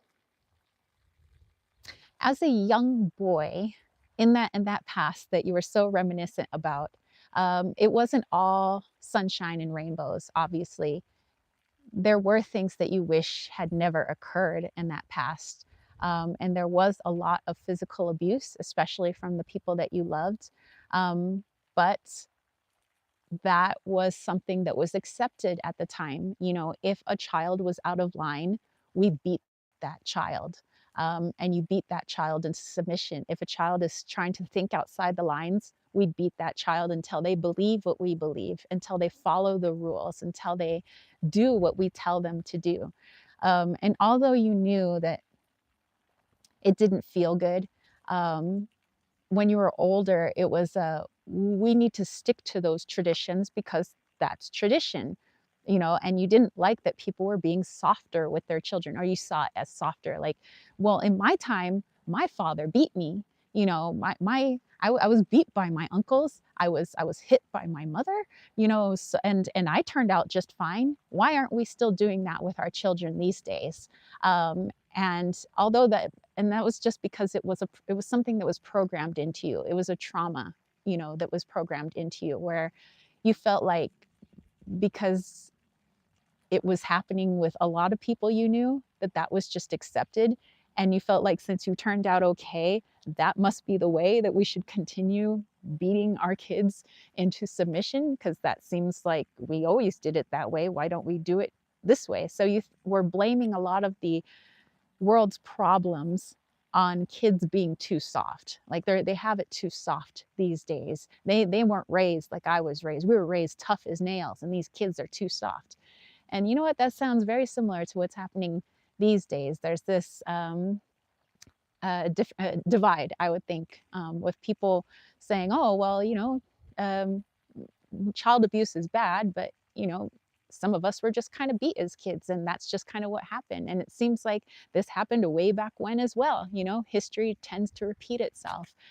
So even back in the Bronze Age, it was the seeing the future generations as not as tough as nails as I was, because it was more the, why was I punished then? I was hurt so badly. It's not fair that my family hurt me, and they don't get punished like I did. So it was more like feeling like things weren't fair. It's just not fair. So wasn't they are soft. It wasn't that they were weren't tough as nails like you, but it was it's just not fair. I didn't appreciate being abused. I didn't like it. Um, and so just wanting to kind of perpetuate that trauma, but that trauma wasn't being perpetuated. Things were changing. Okay, let's see what else we could look into.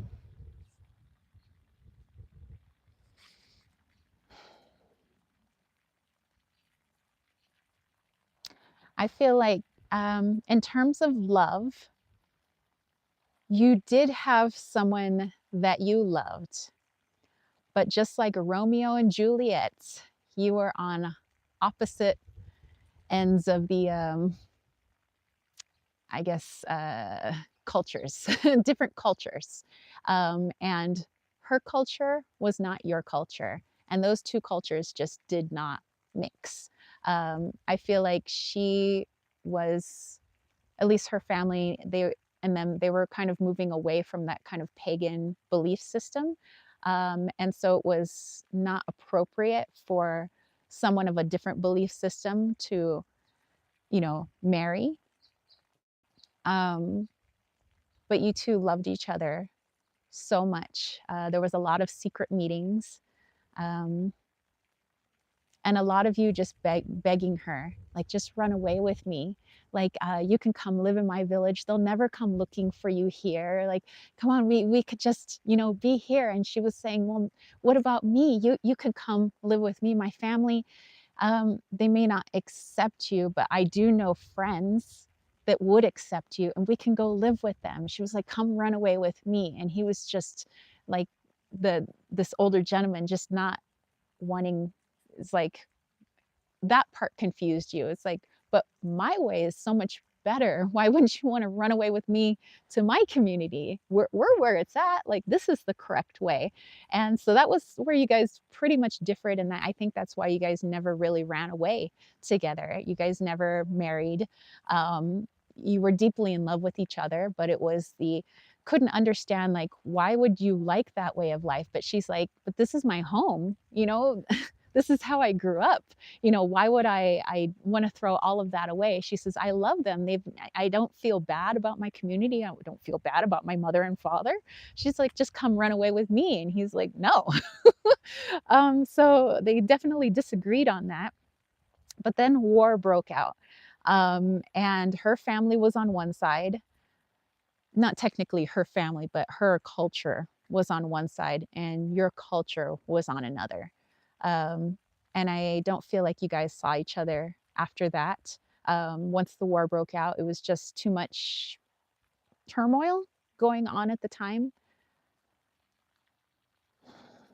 So it just wasn't safe for you guys to meet anymore, let alone like be seen anymore. Like, if you got caught, that would have been pretty bad for both of you, and you wanted each other to be safe. But one of the lessons at that time was to be able to have a broader perspective instead of just the perspective of like, well, this is the way it was in my childhood. How come it can't be this way in everybody's childhood? Or this is the way that my culture does it. How come other people's cultures can't do it this way? Or this is my belief system. How come everybody doesn't believe like I believe? So it was just a not being able to see things from even the love of your life. You had a hard time seeing things from her perspective just because she was from a different culture. And it was a very stubborn, I would say, energy, and not wanting to see. It's small part of you was like, I wish I could see things from her perspective through her eyes, but I'm just so stuck in my ways that I just can't see it.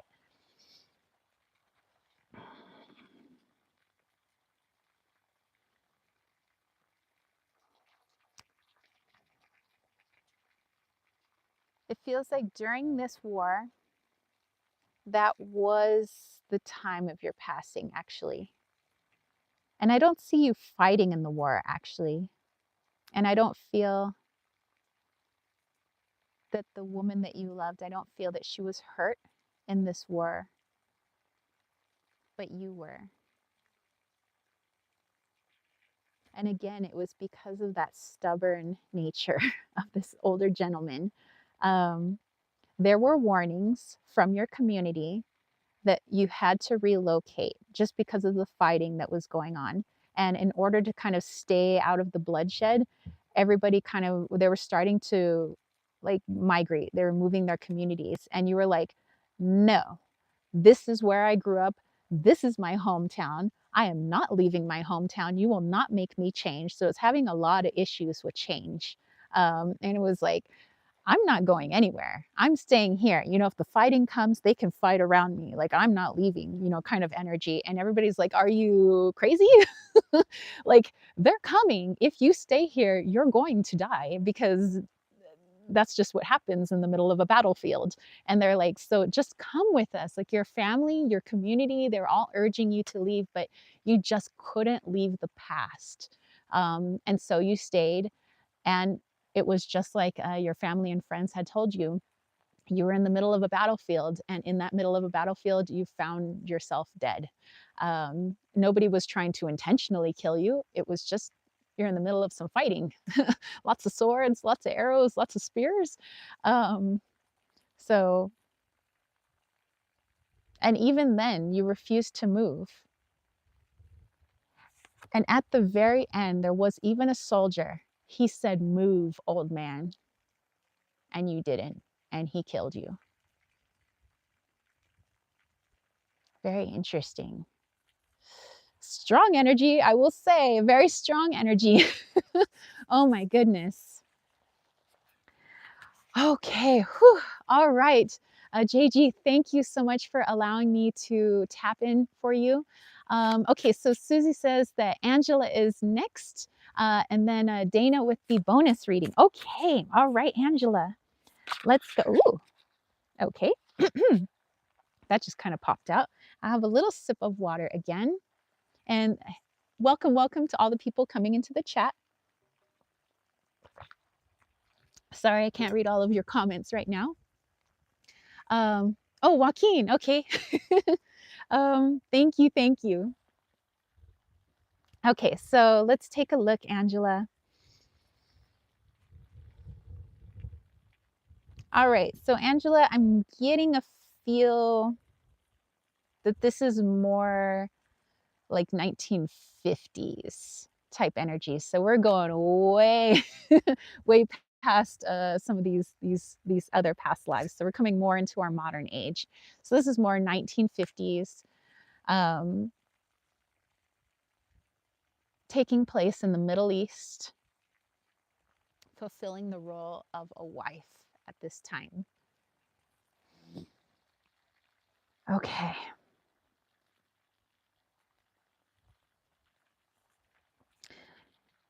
So I feel like, which part of the Middle East is this? I guess in modern times, this is modern day, like Yemen, perhaps. Um, and I feel like you were more part of like a more upper class. Like your family has a little bit more money, and your husband a bit more prestige and money. Um, and when it came to your beliefs, it was more philosophical. You love to like just talk really, so you love talking with other women. I don't really see you talking with other men, but it was more like the women's groups that you were in. It was just like philosophizing, if that's a word, just talking about anything and everything, you know, what the men are doing, what's going on in the world, politics, you know, religion, anything. You just kind of wanted to talk and pick people's brains. Sometimes you would take an adversary position just to argue, just to debate. So it was like yeah, so it seemed like I don't feel like you had too much like turmoil really going on. I feel like you had a life of ease at this time. Um,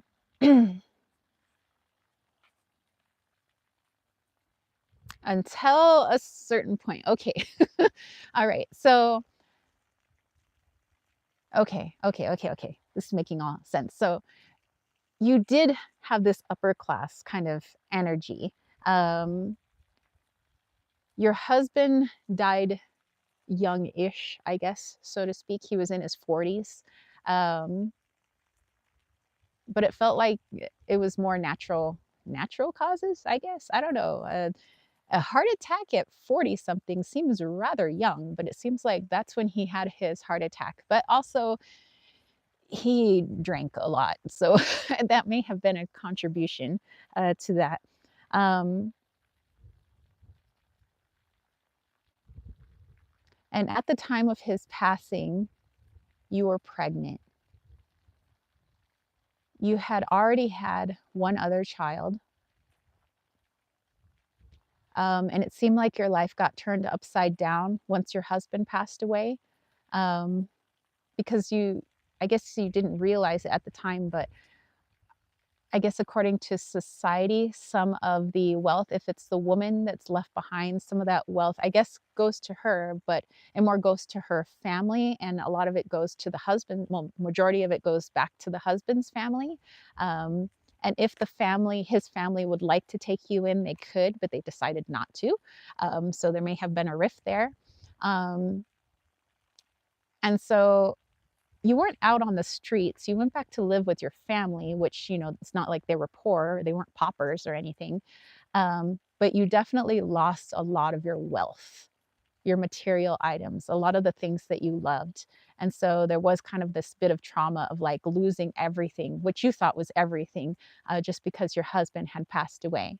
Um, the time of your passing came, though, when you gave birth to that child. It was just complications. It felt like I just see a lot of blood. So there might have been a lot of hemorrhaging, and they just couldn't stop the hemorrhaging. So you bled out, basically. Let's see if we get anything else. Maybe the lesson. Okay, so some of the lessons to be learned at this time is that, like, you seem pretty happy in the life that you had, so you never once really wanted to consider what it was like to have less money or to not be a part of the societies that you were in. So it was just all about like walking the middle path, like having more of a balance in your life, so that when your husband did pass away and all of those material items were lost, it didn't feel like your whole life was lost. If there was more of a balance between um, being happy with what you have and who you are, instead of putting all of your life into the material possessions, you probably would have been a lot happier. But then there was also um, it seems like you wanted the baby to come out sooner, because some of your friends had said that, the baby's been in there a long time, so they kind of like wanted to induce uh, labor. um, I think it was in that actually caused the rupture, which caused the bleeding out. It's like you just couldn't wait. It's like, well, let's just get this baby out now. And there was no like, let's have the middle path. Like, let's wait a little bit, and then, if we feel like complications are coming, then maybe we'll induce labor. But it seemed like you were like, well, if that's what everybody says, let's just get this baby out right now, because babies are supposed to be born in a certain amount of time. Um, and so there was no waiting. It was very, very impulsive type nature.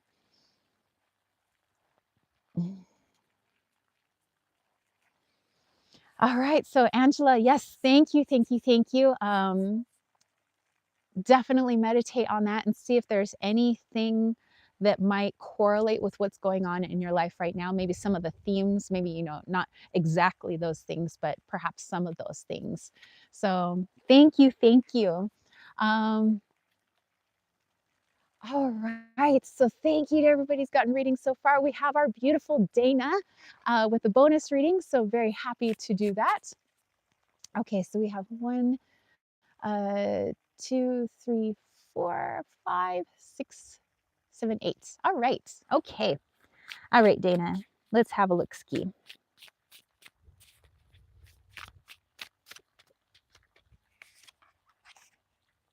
Ooh, okay. Ooh, ooh, ooh, ooh, ooh, ooh, ooh. Okay, so let's take a look at this time frame.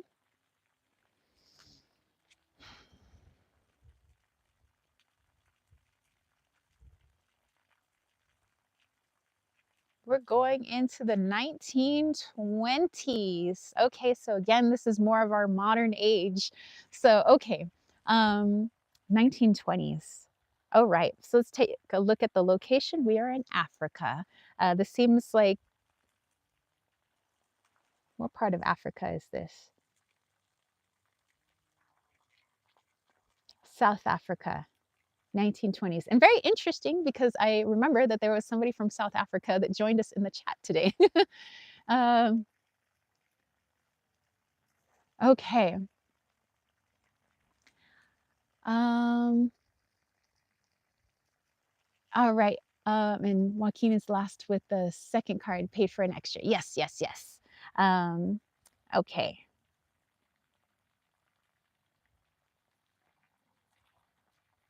So let's take a look at what's going on in Africa at this time. Okay.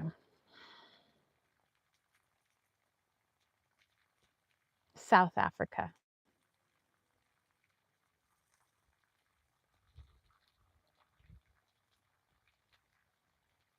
I feel like you're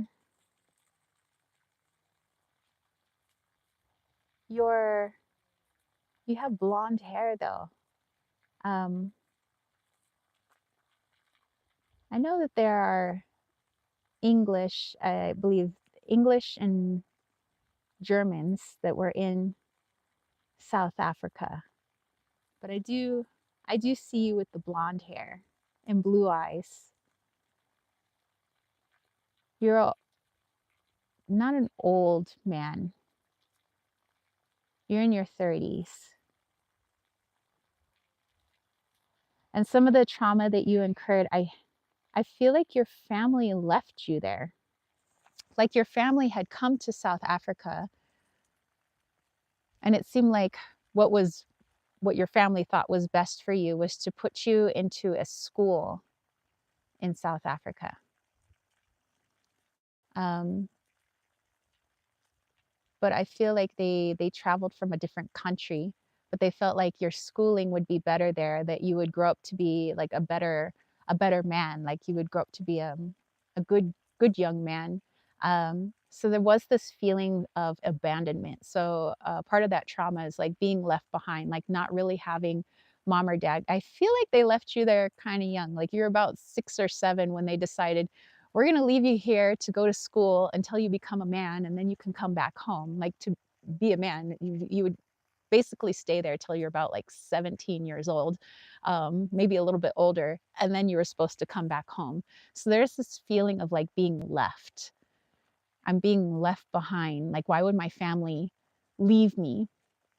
Um, Even though like they had good intentions, um, it's just the you didn't really know anybody there and you did make friends. It's just it was such a different culture. And the culture that you grew up in was not really there. So feeling like disconnected, like people would want to talk to you and they'd say, oh, you're English or you're German, tell us a little bit about your culture, but like you didn't feel any connection to your culture, but you also didn't feel any connection to the South African culture either.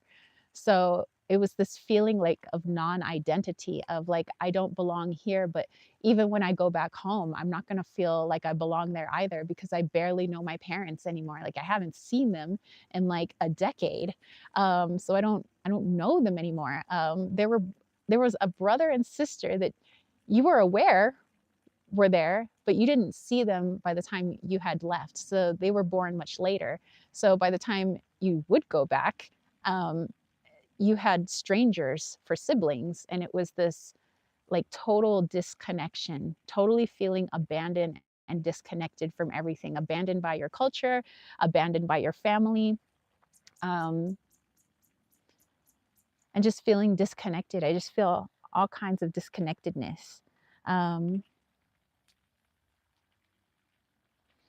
when it came to your faith, it was more, I mean, you were brought up in at least the school that you're in. I think it was partly a religious school, I guess. they were trying to bring you up in the faith of your family, which is kind of why your family wanted you there, but you still didn't feel like that connection to that faith either, which meant like personally, kind of how you grew up was that like you believed in a God, and you believe like sometimes bad things happen to bad people because they've done bad things. Like you kind of believed in some form of karma. Um, but you weren't like devout. Like you weren't like devout into like I believe in this God or I have this particular religious belief. It was not really a thing in your life, I guess. Um, and so it made it difficult, I guess, when tough times were there, which there were many tough times, just not feeling like you could connect or talk to anyone. So, not even talking to anyone through religion, like not really a God to talk to, let alone like friends that you truly felt connected with, no family members really to talk to. I mean, you did write notes, you wrote letters basically home, but just feeling disconnected in all things spiritually, through family, through culture. Very interesting. Okay, so let's get into it. As you did get older, once you were of age, I guess I was 17, 18-ish, I guess, you did have a chance to go back home, which you did. Feeling no connection with home, you went back to South Africa, actually. So it was like this, since you didn't really know mom and dad anymore, it just felt weird.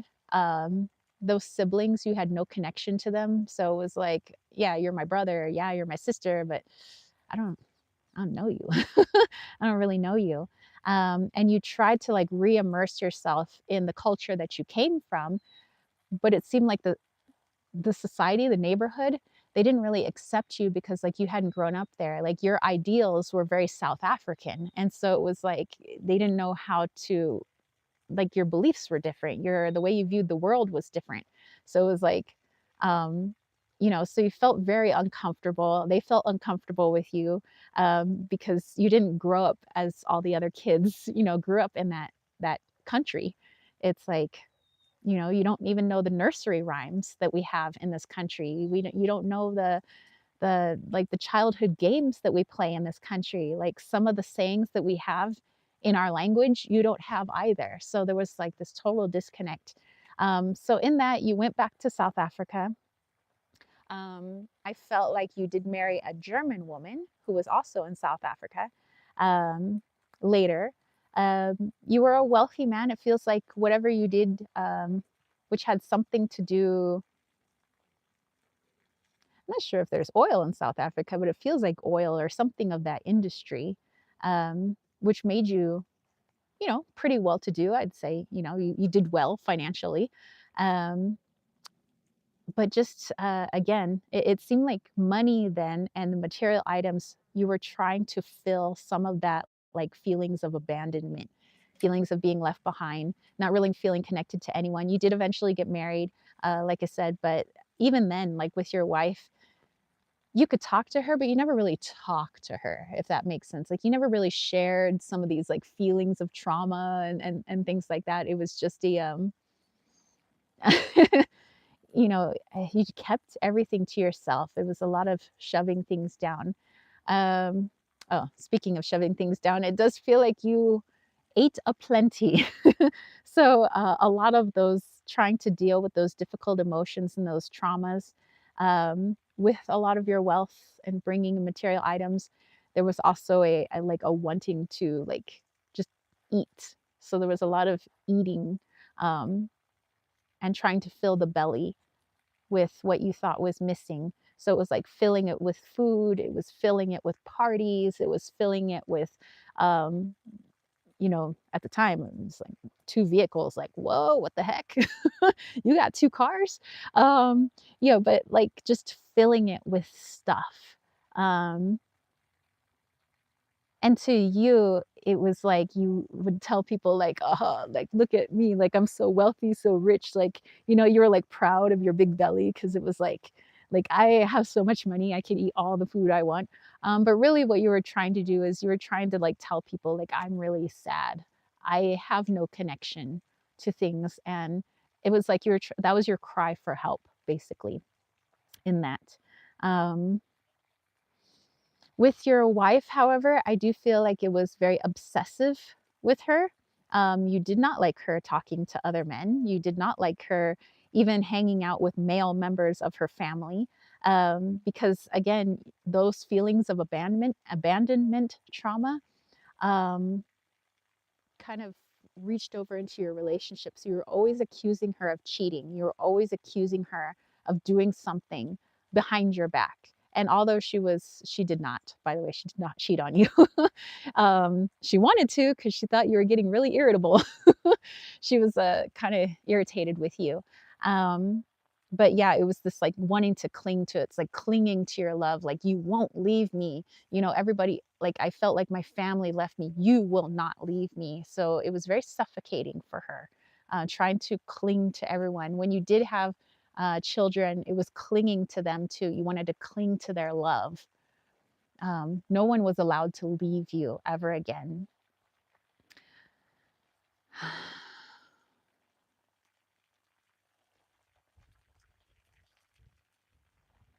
And with this inability to really ever open up to anyone about what you truly felt, like the deep, dark emotions, like really talking about shadow work, not that, people were knowing about shadow work in the 1920s. Um, but since you never really talked about things, everything was stuck here and everything was stuck in here. So you did have some health issues that felt like um, issues with the stomach, issues with the heart.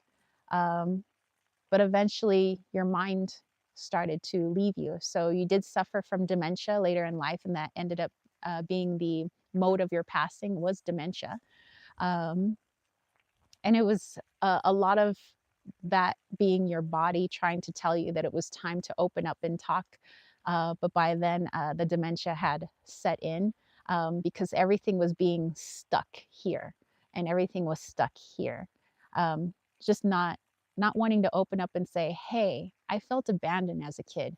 That's why I eat so much. That's why I buy so many things. That's why, not even being able to tell your kids, that's why maybe you felt like I was a little too strict and not letting you guys go places and trying to hold on to you, is because I felt abandoned and I didn't want you to abandon me.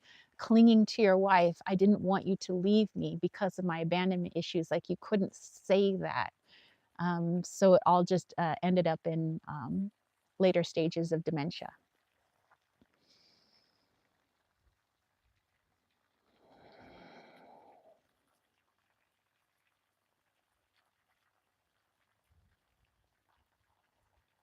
I'm trying to pinpoint the culture. Actually, it does feel like, okay, so you were from Germany. That's where you were from, Frankfurt. Okay. Okay. So yeah. Okay, that makes sense. And then you married a German woman when you went back to South Africa. But all right. Whew. My goodness. Thank you, Susie, for again keeping track. Crazy buddy, and thank you, by the way, for the people who are getting the adding on, so we can have a more well-rounded past lives reading. So thank you, Dana, and thank you to Lily, and thank you, Mod Tech, and JD or JG Joaquin, sorry, and the other people that have gotten the extra. And then we do have Joaquin that is coming back in for the extra card. Okay, so again, excuse me, the list is closed. We do have to end the live chat at some point. So thank you to everybody who is getting these. So Crazy Bunny. All right, let's go ahead and pull a card for you. I'm gonna have a little bit of water first. Oh, wow. 11. Thank you so much. Oh my goodness. Thank you, thank you, thank you. And to everybody who's made donations, thank you. Okay. Okay, Crazy Bunny. Ooh, oh, oh, oh. Card fell out. We know what that means. Okay. Da, da, da, da, da, da, da. All right, Crazy Bunny. So let's take a look at your time frame. Ooh. Get ready. We're going back to the Stone Ages. So we're going back to the early Stone Ages. Okay. This takes place.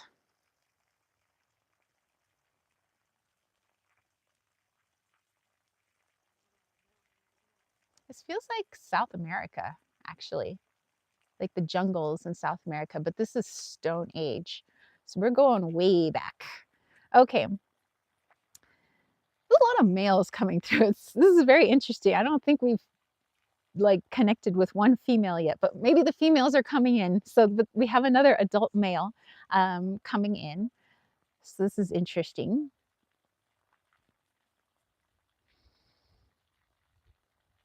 Part of the faith at this time in South America um, is again more a nature-based faith, which makes sense, you know, kind of living in the jungle there, um, surrounded by trees and plants and animals.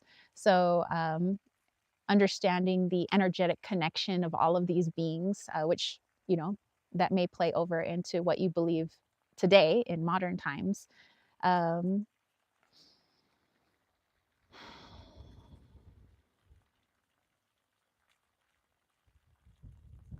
I'm trying to look into the trauma. Okay, so part of the trauma that was incurred at that time, I don't feel that your father had stuck around. Um, I believe your mother was very young when she had you. She was probably about 14 years old, so very, very, very young. Um, yeah, about 14 ish, 14, maybe 15. But yeah, very young. She was in love with the boy. It was like, I don't know, somebody that she had met. They were in love.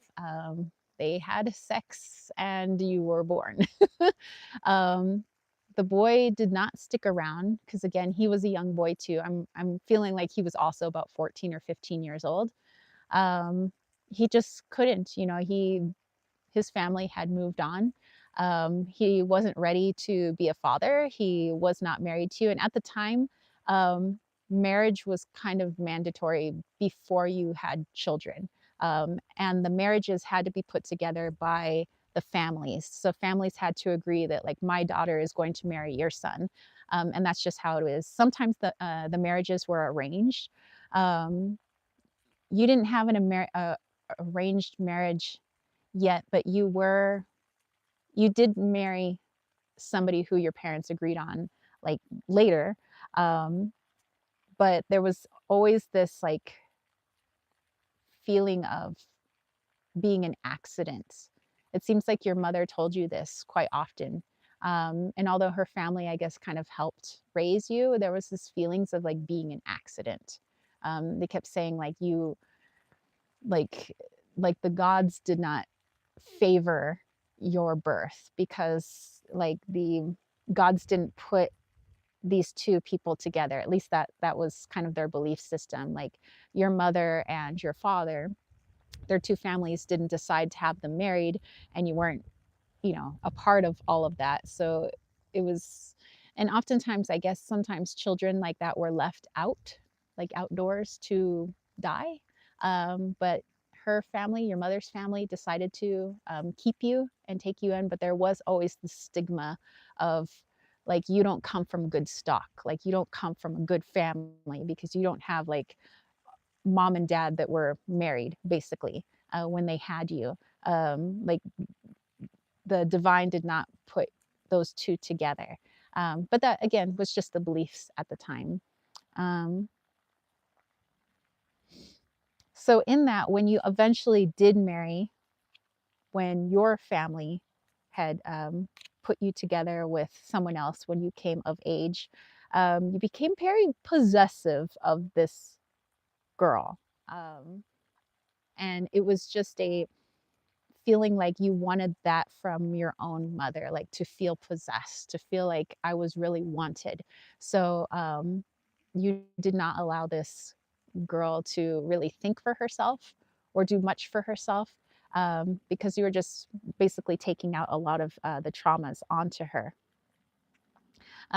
So one of the major lessons was, I guess, in having a bit of humility instead of just blame, to kind of understand your mother's point of view, to understand from your father's point of view, to understand like the beliefs of society, and that that's just the way things were at the time, and that you could change your outlook on life. You didn't have to like reenact that trauma over and over with the people around you. Um,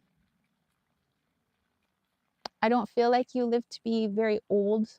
Um, Seemed like you were in your about early to mid 20s when you had passed away.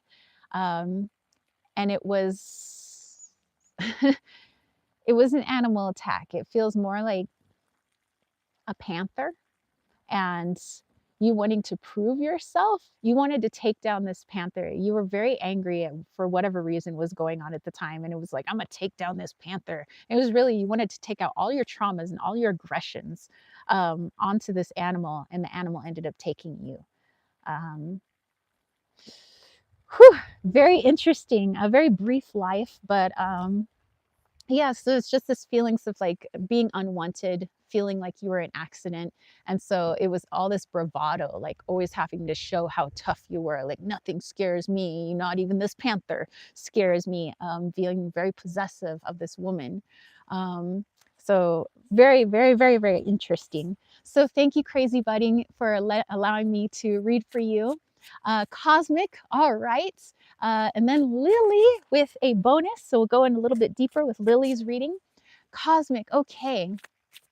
Crazy Buddy said, this is unreal. I've mentioned on this past live and got getting killed by a panther. Oh my goodness. Whoa. I'd say it's time to do a meditation on that one. Definitely go into that one and send some healing to that past life for sure. Because remember, time doesn't exist, especially with all of these past life readings that I'm doing. Time doesn't exist. Yes, it exists here in the third dimension. We have linear time, but outside of this dimension, where all energy is just, we're just all energy. When we do our healing of these past lives, it definitely affects us in this current life. So, okay. So we said cosmic, I believe, was next. Yes. Okay. So cosmic. Let's take a look.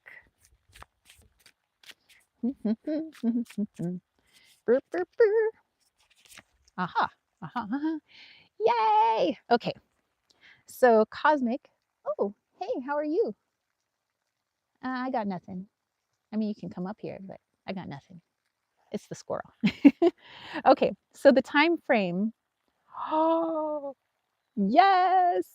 Yes, yes, yes, yes, yes, yes. I love when it's not on Earth. I love when these past lives aren't on Earth. Okay. So the time frame, this is in between Earth experiments. So in between this current Earth experiment and the past Earth experiment. So this is in between those times. The location feels like Pleiadian. Interesting. And by the way, like like when I say stars, cosmic, like that's interesting. And cosmic is your name, so that's like a, it's great. Anyway, but it feels very Pleiadian. Um, the faith, kind of like your belief system as a Pleiadian, um, it's more a faith in the, how do I want to put it? Because it's not like here on Earth, like I believe in gods and goddesses, or I believe in deities, or I believe in God, or I, believe in nature. Um, it was more the belief in the energies that surround a planet. So not the planets themselves and not the stars themselves. I don't know how to describe it. It's the energy surrounding them. So like when you wanted help with something, let's use our solar system as an example, because I know our planets. Let's say planet Jupiter. Instead of me praying to Jupiter for help, I'm praying to the energy that surrounds the planet Jupiter for my strength, for my help, if that makes sense. It's not the planet itself, but the energy around that planet or that star. So that was kind of the belief system at the time for the Pleiadians between Earth experiments. Like I said, last Earth experiment and this current Earth experiment. Your identity, because you are Pleiadian, there's really no male and female. You're more androgynous, and the energy changes just based on the energy of the being that you're with. So let's say that you love another Pleiadian, and that Pleiadian has more of a, I want to say like even masculine and feminine are different, but more, okay, let's just say for simplicity's sake, that energy is more masculine. You would attune your energy to be more feminine in order to be in balance with that energy. So it is an androgynous culture, but it's or civilization really, but it's attuning their energies to create balance with another. So if you're more this energy, I'm going to be more this energy. You're more yin, I'm more yang. Like let's create a balance together. One of the lessons, however, was understanding self-love, because there was somebody that you felt you were like a twin flame with. You were the same soul, but you were in two different bodies, and you complemented each other well. Like your strengths were her, or I don't say her, uh, its weaknesses, you know, and vice versa. Um,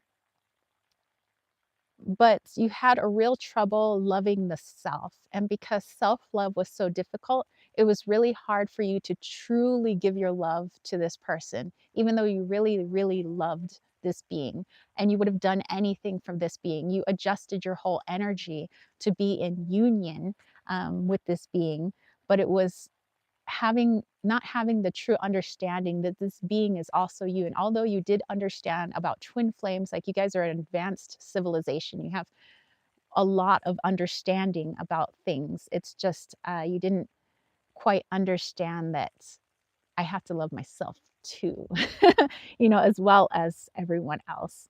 Um, so some of the wounding though, I would say like trauma that you sustained during this lifetime, um, was energy that other people put onto you and you took as your own, and never, because you had trouble with the self-love, it was trouble understanding that sometimes the energy that you've taken in wasn't your energy to take. So you kind of just took it all, like took everybody's energy. If it was negative, if it was positive, you just believed, I'm just, that's me.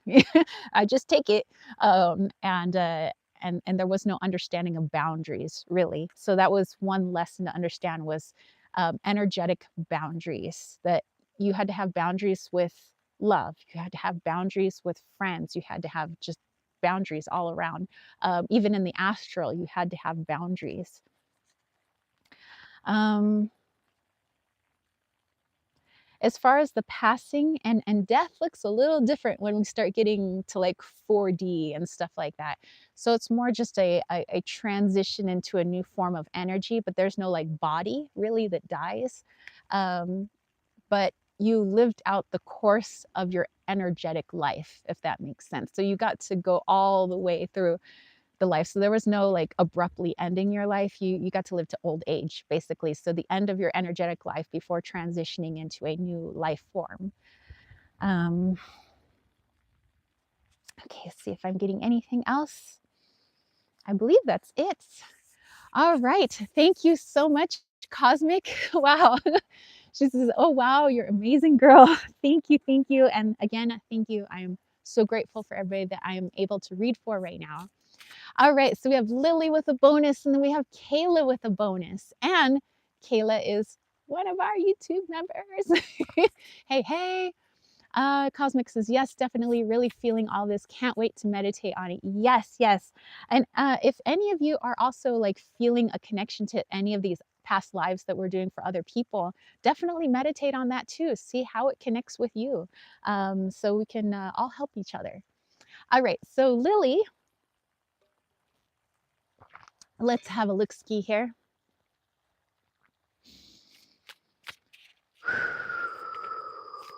I'm getting all hot, like tapping into all these lives. I'm so hot right now. And it's not the temperature, I can assure you. Okay.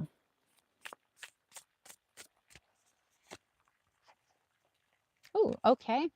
Dirt, dirt, dirt, dirt, dirt, dirt. Okay, Lily, let's see what time. Oh, Lordy, you're gonna love this. We are going to Atlantis. All right, we're going off. Well, technically, it is Earth, but it's just a different version of Earth. But yeah, we're going into the time of Atlantis, and of course, the location, yeah, Atlantean Islands. So here we go. Let's go in. Okay.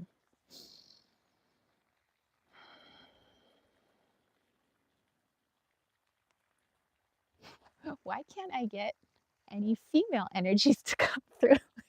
Maybe we need to look through things through the eyes of the masculine at the moment. Maybe this is why. But a young male type energy, because again, this is Atlantis. Um,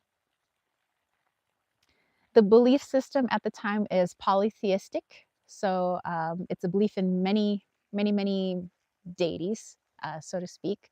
Um, and it seemed like you had quite the ritual in the morning and quite the ritual in the evening. So it's like when you wake up, it's like, thank you, sun, like the deity of the sun, thank you, deity of the moon, thank you, deity of the trees, thank you, deity of the waters, and thank you, so there's a lot of like thanks, a lot of offering before you can even start your day.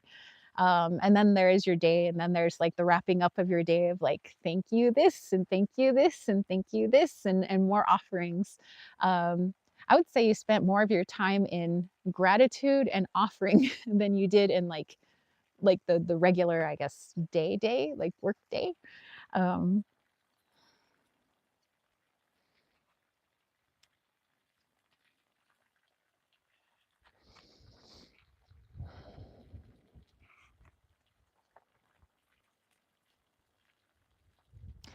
okay, some of the trauma sustained during this lifetime was the two world split, actually.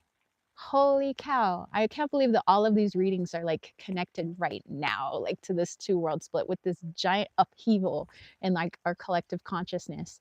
But yeah, that trauma was that two world split. There was a half that was deeply wanting to go into technology. There was another half that was not wanting to go into this new technology. Um, and it felt like you were in the half that wanted to be a part of the technology. You saw the light in it. There were some people that were just very, it was either black or white. It was like either the technology is bad or the technology is good. But you were able to see that there was light in the technology. You could also see that, yes, if it was used for nefarious reasons, I could see that, it could lead to this. But I also see that it could be really helpful.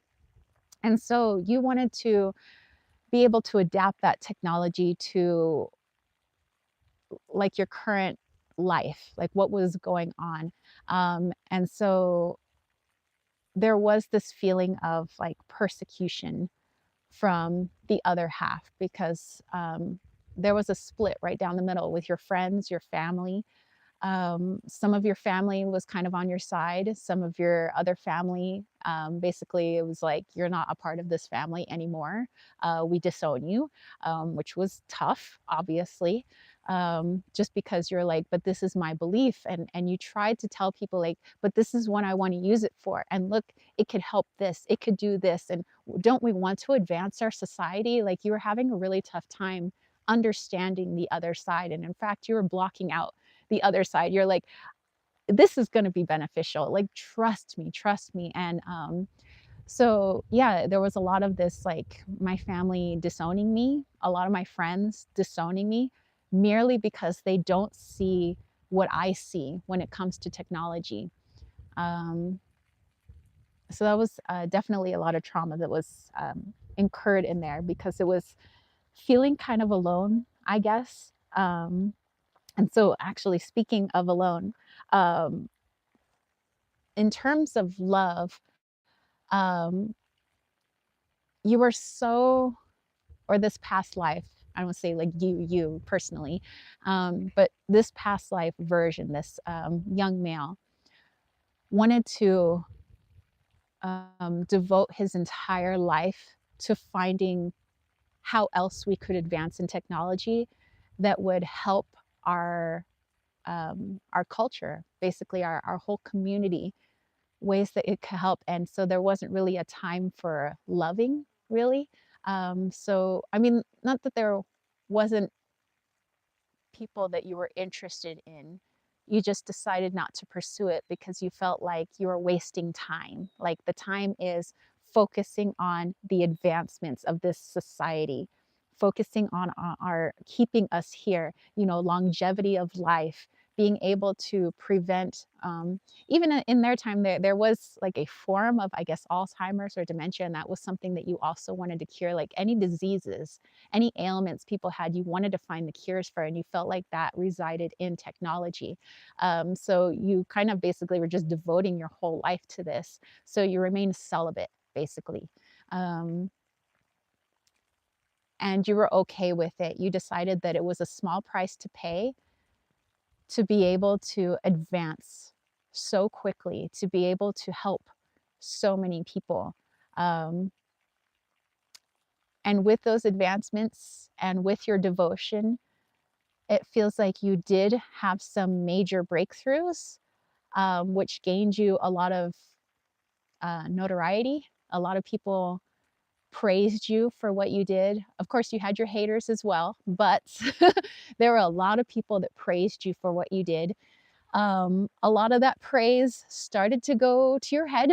And pretty soon, as you got a bit older, it was the um, now I'm creating for the praise. Like before, your original reason for going into technology was because you wanted to advance the people. You wanted to help everybody expand and grow. You wanted disease and ailment to be a thing of the past. You wanted to be like the strongest society that ever lived. But once people started, like, like the fake friends, like, oh my gosh, you're so great. you know, um, all of these people kissing your butt, it was like, oh yeah, I'm a man, see what I've created. And so you started letting it, like I said, go to your head. Now the focus became more on, I can't get enough of that admiration, because remember, the trauma is you did lose, a lot of your family. You did lose a lot of your friends. And so it was like trying to fill that sadness with the praise and admiration of others. And so that became your main focus for the technology. And so then the lesson became what happens when we abuse that technology, because it seems like it went more into the abuse. It went more into the negative polarity use of that technology. Um, when it came to your passing, um,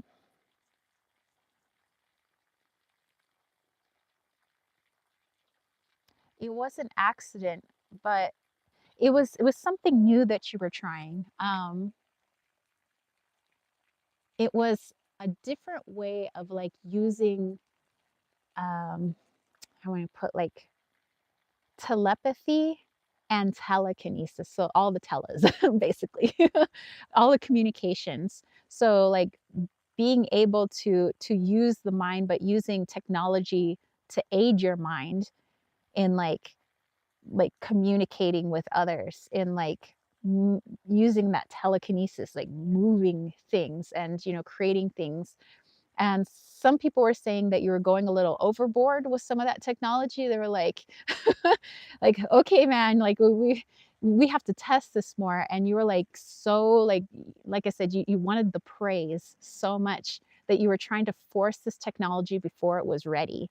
So it was the, no, it's ready now. We need to get it into the hands of the people now. Like just imagine what this is going to do for our culture. And they were like, but it's not been tested that well yet. And you're like, I will stake my life on it so much that I'm going to test it on myself, and I'm going to prove to you that this technology works. Except for when you did test it on yourself, it actually wasn't ready. And that was the accident.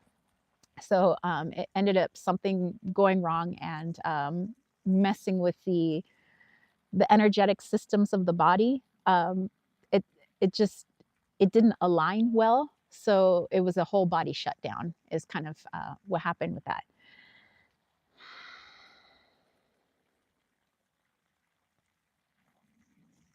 All right. Oh my goodness. All right. The Age of Atlantis. Oh my goodness. Okay. Thank you. Thank you. Thank you. Lily says, I just read a book similar to that. Oh my goodness. Joaquin, thank you. Thank you. Oh wow. I'm so appreciative right now. Thank you guys. Kayla, all right, you have a bonus there. All right, so Kayla, let's do a little bit deeper dive into your past life. Also, one of my YouTube members, so hey, hey. Okay, let's all have a look-ski.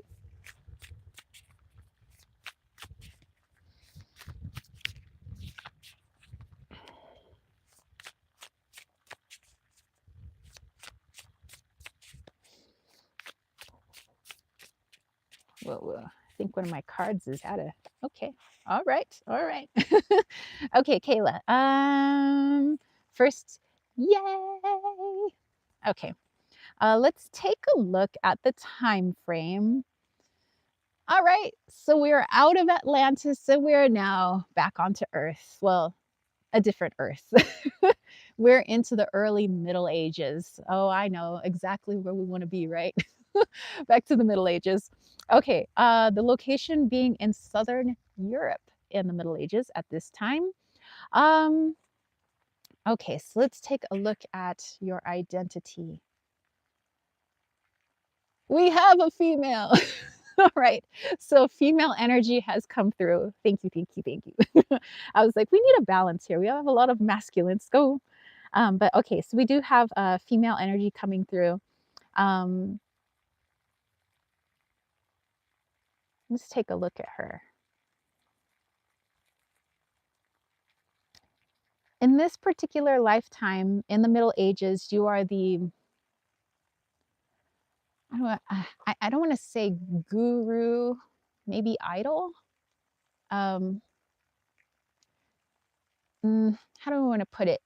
You're someone that many people came to seek your counsel, to seek your guidance, but they also, well, they didn't really worship you, but they left you offerings and thanks and gratitude. Um, you were seen as somebody who held certain knowledge that other people couldn't hold, like you were uh, left with certain divine mysteries, basically.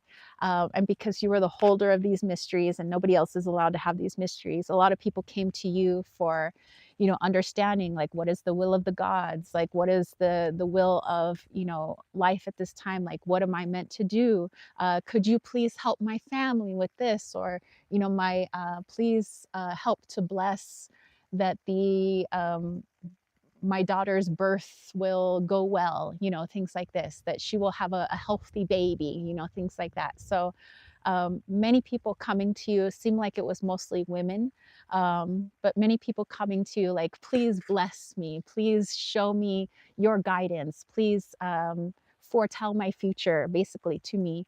And you were very good at what you did. So a lot of people left you offerings and thanks of gratitude, food, beautiful like cloth and things that could be woven into like clothes and things like this. Let's take a look at like what you believed in, though.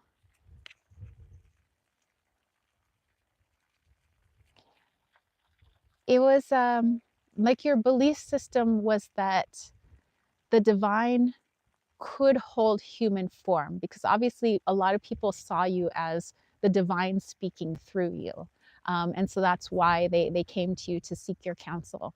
So it was a belief that there is a divine, but also the divine could inhabit a human body. So I'm not sure like what name you would put to that belief system. Um, but you also felt that you were touched with the divine. You felt that at a very young age, you felt like you just knew certain things. And because you were able to foretell certain things, it felt like it was through your dreams. Like you told your family your dreams, they came true. Your family believed that the divine was speaking through you then because of your ability to foretell the future. So you believe, like I said, that the divine was a part of you, and so that was a part of your belief system. Um,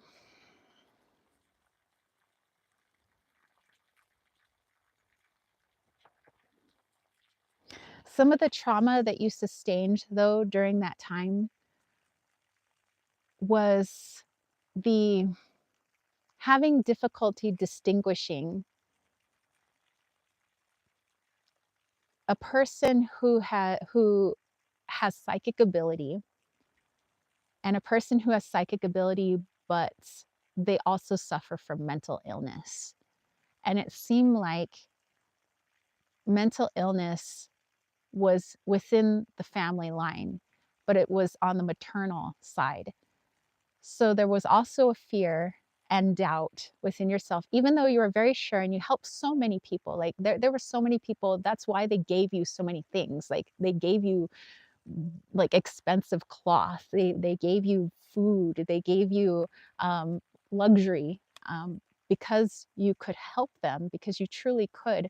But there was this fear that you too would suffer from mental illness or that you had mental illness in a way. So there were many bouts of depression, feeling like maybe I'm being swayed by something malicious. Maybe I'm not helping these people. Sometimes you would doubt yourself. You're like, maybe these people are also delusional and they don't, what I'm doing isn't real. It's not true. But at the same time, it is real because the things that I have foretold have come to fruition.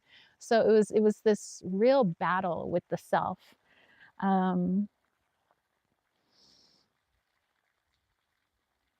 and I feel like that plagued you until actually your entire life, is always questioning yourself and always feeling a little bit of sadness of,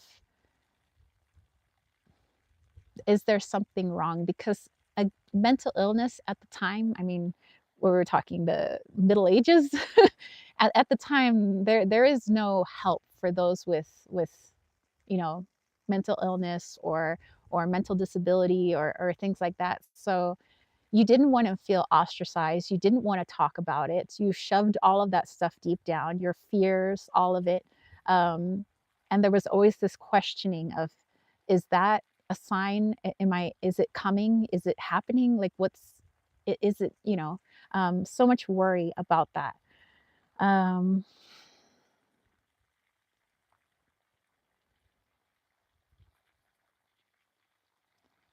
and because you put so much pressure on yourself to always be right, and that I don't want to have illness, mental illness, like I don't want to suffer in that way, you had a hard time having forgiveness, just understanding that things just happen. Nobody's being punished for anything. And so you were always trying to figure out, because your mother suffered from it, your grandmother, your great grandmother, one of your sisters suffered from it.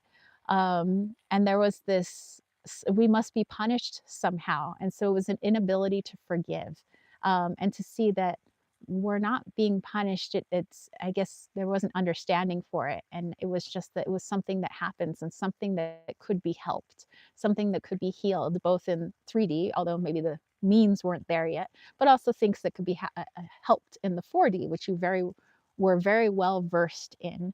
Um, so it's just like taking the burden off your shoulders and like forgiving yourself for carrying all of this heavy load and just feeling like you couldn't talk to anybody. All these people came to you to seek your counsel because they believed in you, yet you felt like you couldn't seek anyone else's counsel. Like you felt so trapped. Like, I can't talk to anybody about this because what if they don't come to me anymore? What if they don't believe me anymore? What if I lose my friends? What if society like kicks me out because it's not something that's looked favorably?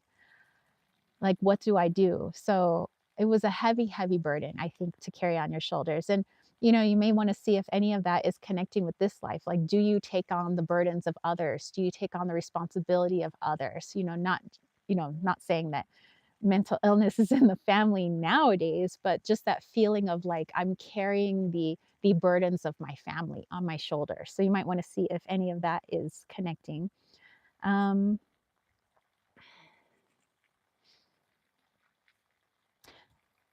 I do feel that when it came to love, um, you did love another, and it was a woman that you felt this love for.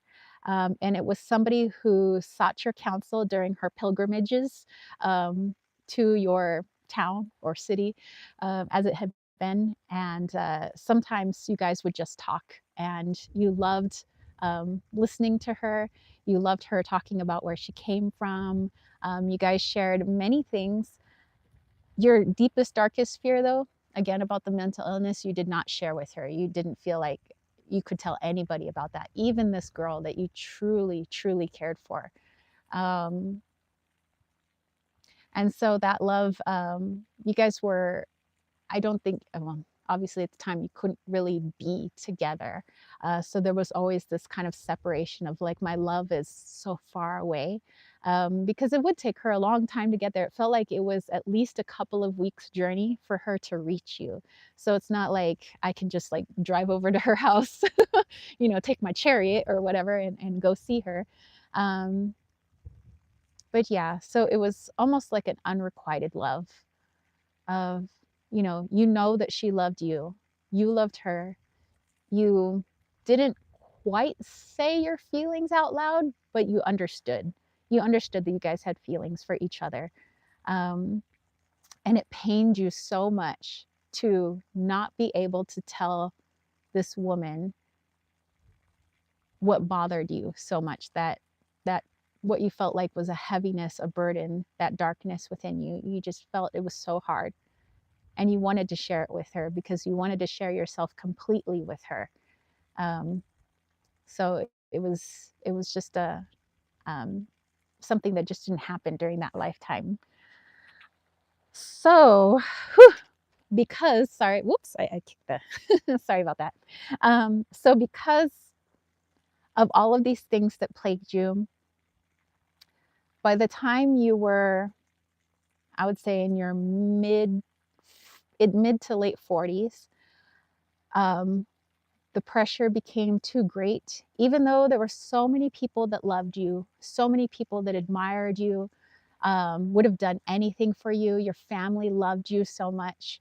It was just this burden of this depression that you carried with you, that you just felt you couldn't talk to anybody about. And eventually you wanted to release yourself of that burden. And that way was through suicide. Um, you just didn't want to feel it anymore. Um, and so like I said, these lives are still happening because time doesn't exist. So I do feel like it would be beneficial to send love and healing to that past life. Um, because although she did help a lot of people, um, she really needed to learn how to help herself. And it was to ask for help, it was to talk about it. I know that during that time, Middle Ages, that's not what was talked about, but she really felt like she missed her opportunity so many times to talk to this other woman that she was in love with.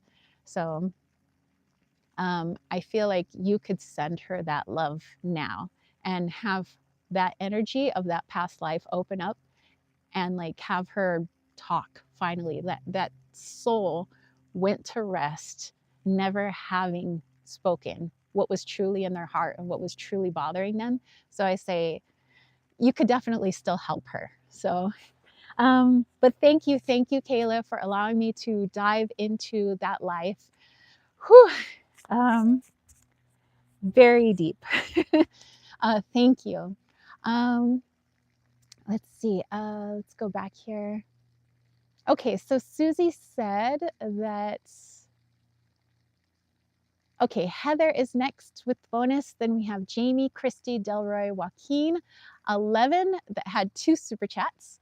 Oh, with two super chats. Okay. And yeah, thank you for everybody who came in today. All right, so we're getting down to the nitty gritty. So 1, 2, 3, 4, 5, 6 technically. Okay, all right, let's do it. Let's do it. Okay, so Heather, and thank you, everybody.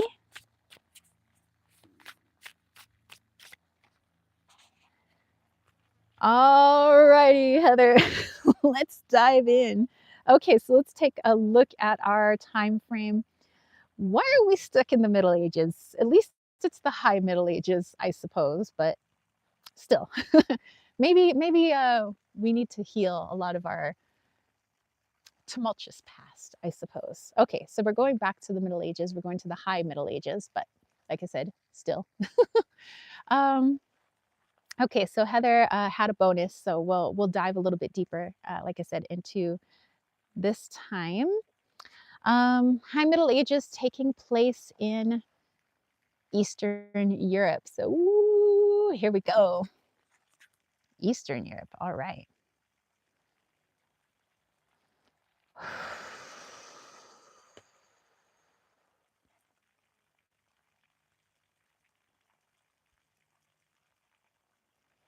Okay. Again, I'm feeling more of that masculine energy coming back through. And it feels like most of this life is devoted to a particular belief system, like I guess a religion, I suppose. Um, But it seems like at this time, what families did was they chose the path of their children at a very young age. Like this young daughter, like by the moment she's born, we already know that she's going to be betrothed to this young boy who was born like 2 years ago or something like that. And by the time she's of age, she's going to go off and marry this person. Um, Other times it's we're going to put these two children of ours into more of like a religious service. Like they're just going to be devotees, I guess, the rest of their lives. Like your life was kind of chosen for you, I guess, based on your social hierarchy.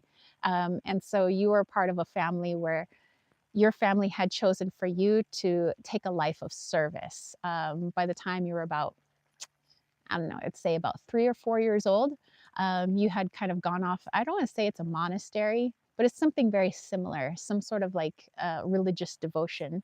Um,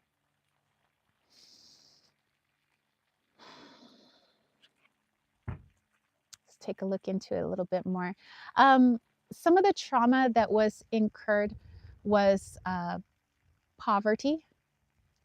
And even though you were not in poverty really technically anymore, once you were part of this religious order, you guys were fed, but I would say just enough to survive because that was also part of the religious order. Like fasting was part of the belief system, so it felt very similar to the traumas that you had by the time you were about 4 years old in your home, you know, before you left your home. Your family was very poor. So I feel like that's why they decided to kind of put their children in different things very young. They wanted their children to be taken care of. They didn't want their children to starve to death. So it's like, okay, I'm going to put my child into this religious order. Okay, I'm going to marry my child off here. I'm going to put my child into an apprenticeship over here, just so that they're taken care of by someone else.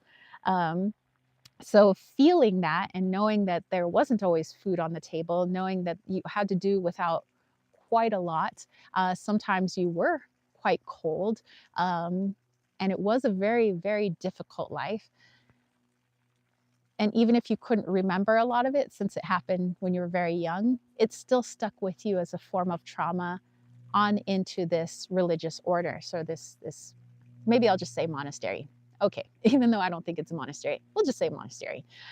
So let's say, you go into it. So whenever they would do their fasting, and when it came to food, a lot of that came up, and there was a lot of panic attacks and anxiety that came up because of it. So you may want to think now if there's any issue when it comes to like food, or it comes to like not having enough, that might be stemming from this past life where there's a lot of anxiety and a lot of like almost like you can't breathe because I feel like I don't have enough food in my system, or something, I just don't have enough, like always this fight or flight mode in there. As far as like the religion that you guys like believed in, it was considered like ethical religion. Like everything was um like we always wanted to do what was right and ethical and moral, as opposed to what might be logically right. But it was a very strict type religion. So there was very strict rules on what you could and could not do, because it was like, well, that's not ethical or that's not moral, depending on like their belief system, because what is moral to one person could be different from what is moral to another or ethical to another. But they're very, very strict. So you had that. Um,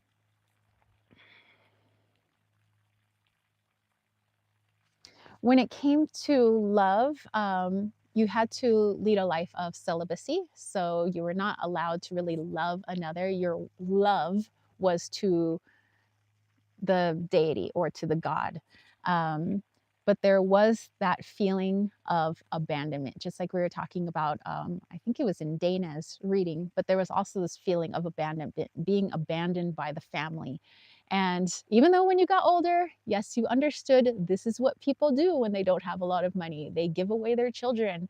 It still didn't make you feel good. That trauma was still in there inside of you of, um, I'm too much of a burden on my family, or I'm such a burden, my family had to give me up. So it's that deep feeling of abandonment of they left me, but also maybe, and it's feelings of like self-worth, self-confidence, that maybe I wasn't good enough for them to want to keep me.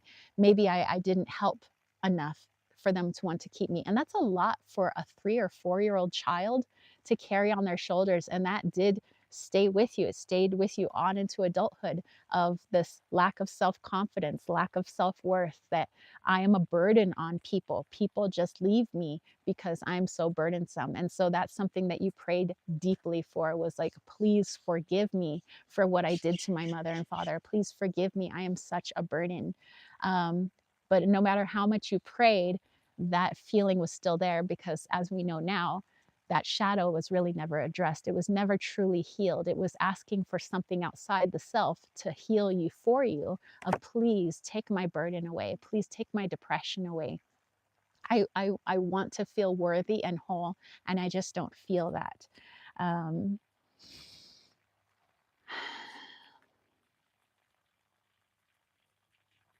and so how you tried to balance some of those feelings, sometimes you also felt like you were greedy, and I don't feel like you were actually really greedy in this lifetime, but it was your perception of always wanting more. Like sometimes when the bowls would be like after meal times, like it seems like everybody ate together, everybody in this religious order ate together. um, you would sometimes, it was your duty, like everybody had like rotating jobs, but when it was your time to like wash the dishes, in the kitchen, um, you would eat what was left over in some people's bowls, because some people were fasting and they just like refused to eat. But like that was part of the thing. The religion was like to have the bowl of food in front of you and then to refuse the food to prove your devotion. And so some people's bowls were full. And so you would eat some of that food. But then you would feel really guilty afterwards, because you're like, I'm a greedy person. This is probably also why my parents didn't want me. And this is also why I was a burden on them. So it was a lot. It was a lot of trauma in that abandonment, and it was coming out in weird ways, like food ways, and kind of how you felt about yourself. um,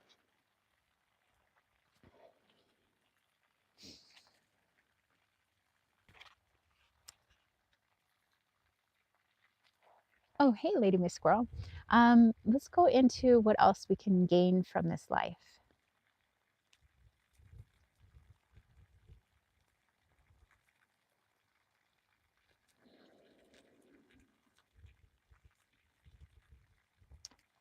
Okay. Okay. All right. So, Lady Miss Squirrel's over by my foot. But anyway, um, it seemed like with this religious order, every once in a while, there were there were extremists who didn't believe what you guys believed. So sometimes you did suffer persecution from others, which didn't help your already low self esteem and low self confidence and low self worth. But that's probably why, that you were brought into that lifetime there was to learn that lesson. It was just a very hard lesson to learn. But there were people that ridiculed you, and your thing was to be able to be in such devotion that you just don't hear their words. You don't feel the rocks being thrown at you. You don't feel these things because you're in such devotion. But you know what? You're a human being. So you did feel those things and it did hurt you. Um, but every once in a while, like I said, with these extremists, they would attack people of this religious order. And you were one of those people later on that did get attacked. I feel like you were older at this time. You're about 60 something when this happened. And so your life did end in murder. There were people that felt like you were tainting the minds of other people, that your religion was too strict, that your religion is crazy, and so some people felt like the best way to get rid of that religion was to actually murder the people in that religion, which is so ironic to say someone is evil and then to turn around and murder them because you're saying they're evil. Um, but anyway, so definitely a lot of trauma incurred in that lifetime. Like I said, the feelings of guilt, the feelings of maybe I'm too greedy, maybe I'm a burden, maybe my family wouldn't have abandoned me, but also the persecution that you felt while being in this very strict religion. And then people, somebody actually ending your life because of it. So, wow, Heather, my goodness. Thank you so much for allowing me to tap into that. John says it sounds like the Cathars. It definitely feels like that could be one of them. It just seemed like super, super strict, like what you are and are not allowed to do, when you wake, when you go to sleep, what you are allowed to do with your day. Okay, so we have our friend Jamie is next, then Christy, then Delroy, then Joaquin coming back around again, and then we have our friend 11 who has a couple of bonus readings. All righty, so Jamie, let's go ahead and hop to it. And by the way, anybody who's watching this replay, take a look at what's happening in the comments section, and hopefully these readings help you too. Okay. All right, Jamie, let's take a look-ski here. We have, what time frame are we looking at here? The Middle Ages again? Seriously? All right.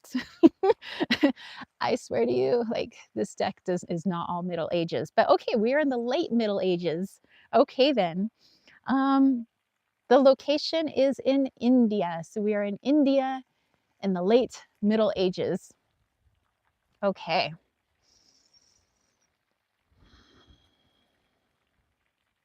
Let's take a look at your identity.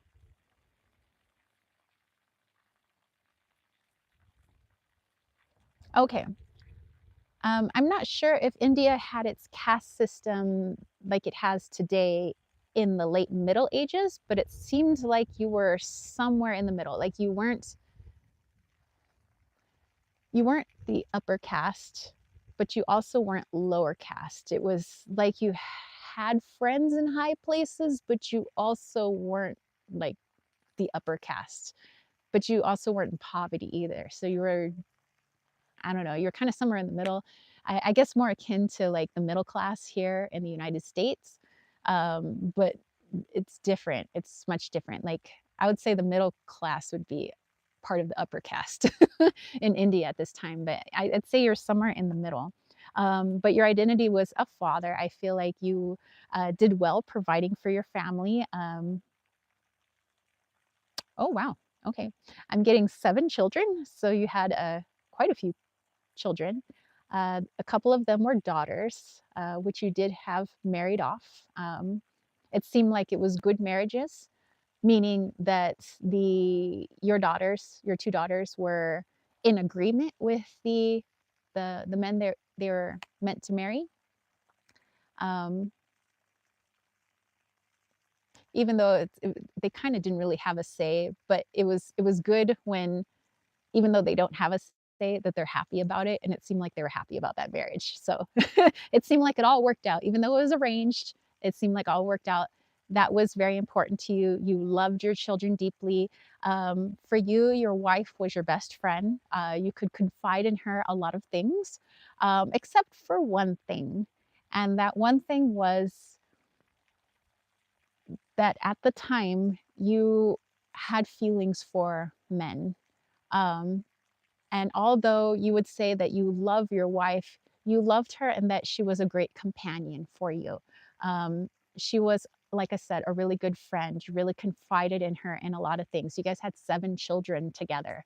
Um, but your heart was not really for women, it was for men. And that was something that was very difficult for you at the time because people just don't talk about that, and that wasn't something that was readily accepted. So it really hurt you that sometimes when there was like this understanding that, like, oh, you're like me, when you would meet another man, and it would be, you guys couldn't really act on anything, you couldn't say how you felt. um, and that hurt you quite a bit. So although, I would say that you had a beautiful home, you had a wonderful wife who was also your best friend, you had 7 wonderful children, 2 daughters that were very happy in their marriages. Your sons went on to do very well. It was just this kind of sadness that I never truly could be in love with who I really wanted to be in love with. Like, you wanted to have a life with another man. You wanted to be able to share a life. You wanted to be able to give of yourself, but it was just impossible at the time. So it was just a feeling of like, like it's not fair. It's not fair in this life. Why am I born into a life where who I love, I'm not allowed to? It's seen as bad. In fact, people could get murdered for this. And so it was a very dark secret, I guess, that you kept inside of yourself. Um, One of the lessons, though, was being able to find peace in such emotional turmoil, such as that. Like, how you could have found peace in your situation, and maybe perhaps done something to change that situation. I know that society was not accepting of that at the time, but you were also unwilling to find alternative places to live or to go, because you had heard of this. You had heard of, like, people getting together, and they heard that there was a place that people of the same sex were, like, in relationships, and they would go, and it was like, I don't know, I don't want to say cast out, but it was just a place where other people didn't go because it was like that's their community. And you could have gone to that community, but you also valued your prestige, and you didn't want that to affect your family because you did love your wife and you did love your kids. So you didn't want your love, who you truly loved, to hurt them in any way. So you wanted them to keep the life of ease that they had. And you felt like if you just ran off with the person that you loved, you would actually hurt them in doing so. So it was like this weird catch 22 of, like, I could have made changes. I could have maybe found my peace, but at what cost? So it's finding that middle ground. And that was something that was very hard for you in that lifetime. How do I find this middle ground of this, like, forbidden love, but at the same time, not living a life that's like 100% a lie? So um, definitely very difficult. Um, the faith that you had, It was more the faith in true love. Like, yes, you did have a religion, but you had like more of your faith was in like true love. Like one day, maybe it's in the afterlife, but we will find true love. And so that faith had to be kept a secret. There was no speaking of it. There was no talking of it. Um, let's see what else we can go into with this. When it came to your passing, I don't feel like any sort of violence came onto you. I feel like you lived what would have been considered a peaceful life, a charmed life, so to speak. You had all that you could have ever needed. You had happy children. You had many, many grandchildren. Um, you had a doting wife. She did pass away before you. Um, and then eventually you passed away of old age, but you did take to the grave basically um, your your true loves, so to speak. So,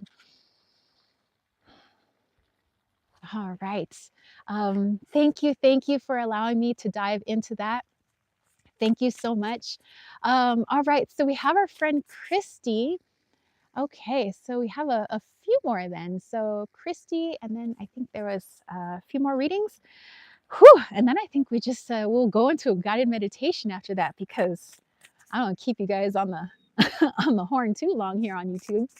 All right, but I thank you so much. All of these are so meaningful and so important, and I'm grateful that many of you are willing to share your past lives with everybody here so that we could all learn from it.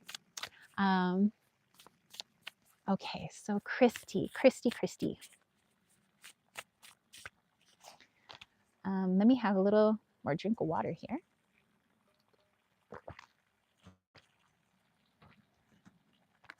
Oh, hey, we're going back to Oceania. Okay, but okay. All right, we're going back to the Crusades. So I don't know who else had the Crusade life, but I think that you guys might be um, together in here. All right, Oceania and the Crusades.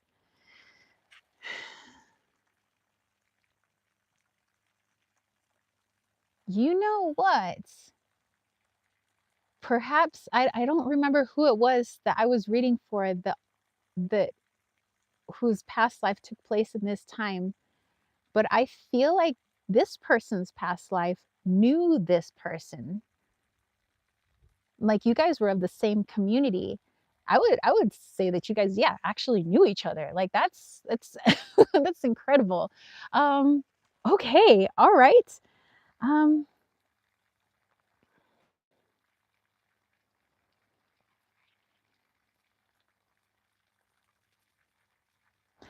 okay. You were in the opposite spectrum where I if correct me if I'm wrong, but with the other past life, I believe it was a grandparent, it was an older gentleman. I feel like this is female though. This is an older female.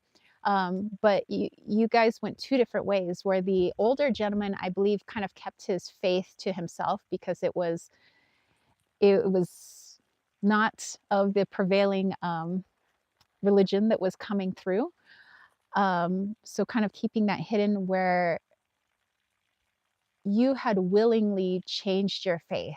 Like you felt like it was the best, and it may have been fear that caused you to change this, but it was I will pledge my life and my allegiance to the religion that you're telling me is the religion because yes, you didn't want to die and you didn't want your family to die. And it was like everybody is in agreement. We're all going to become a part of this religion right now. And it feels like you did feel a lot of peace in this new religion, but there was also this sorrow of having to leave your old life behind that somehow there was something wrong or something bad with that life. Um, so it was these feelings of, I guess it tied into self worth um, or even a confidence in self, like to grow up believing one thing And then to have somebody come in and start like literally murdering people if they didn't believe this other thing. And it was like, well, if it's like, you know, because they seem so powerful and so strong, you felt like their religion must be the one true religion, that um, I don't know, you really took it in, like you accepted it as your own. So there was this feeling bad, like how could I have grown up thinking such the wrong thing? But again, it's like a trauma, um, like saying like I grew up wrong. How could my family bring me up wrong? How could my society bring me up wrong? Otherwise we wouldn't be having all of this pain and this turmoil. So you're actually very angry at people that did not go along with it. It was like, why are you causing this pain and suffering on yourself? Like, just go along with the new religion. This is the right religion. And actually pointing out your friends, many of your friends, people saying they're secret, they're in hiding, they're not doing the right true religion, and it's just because you felt bad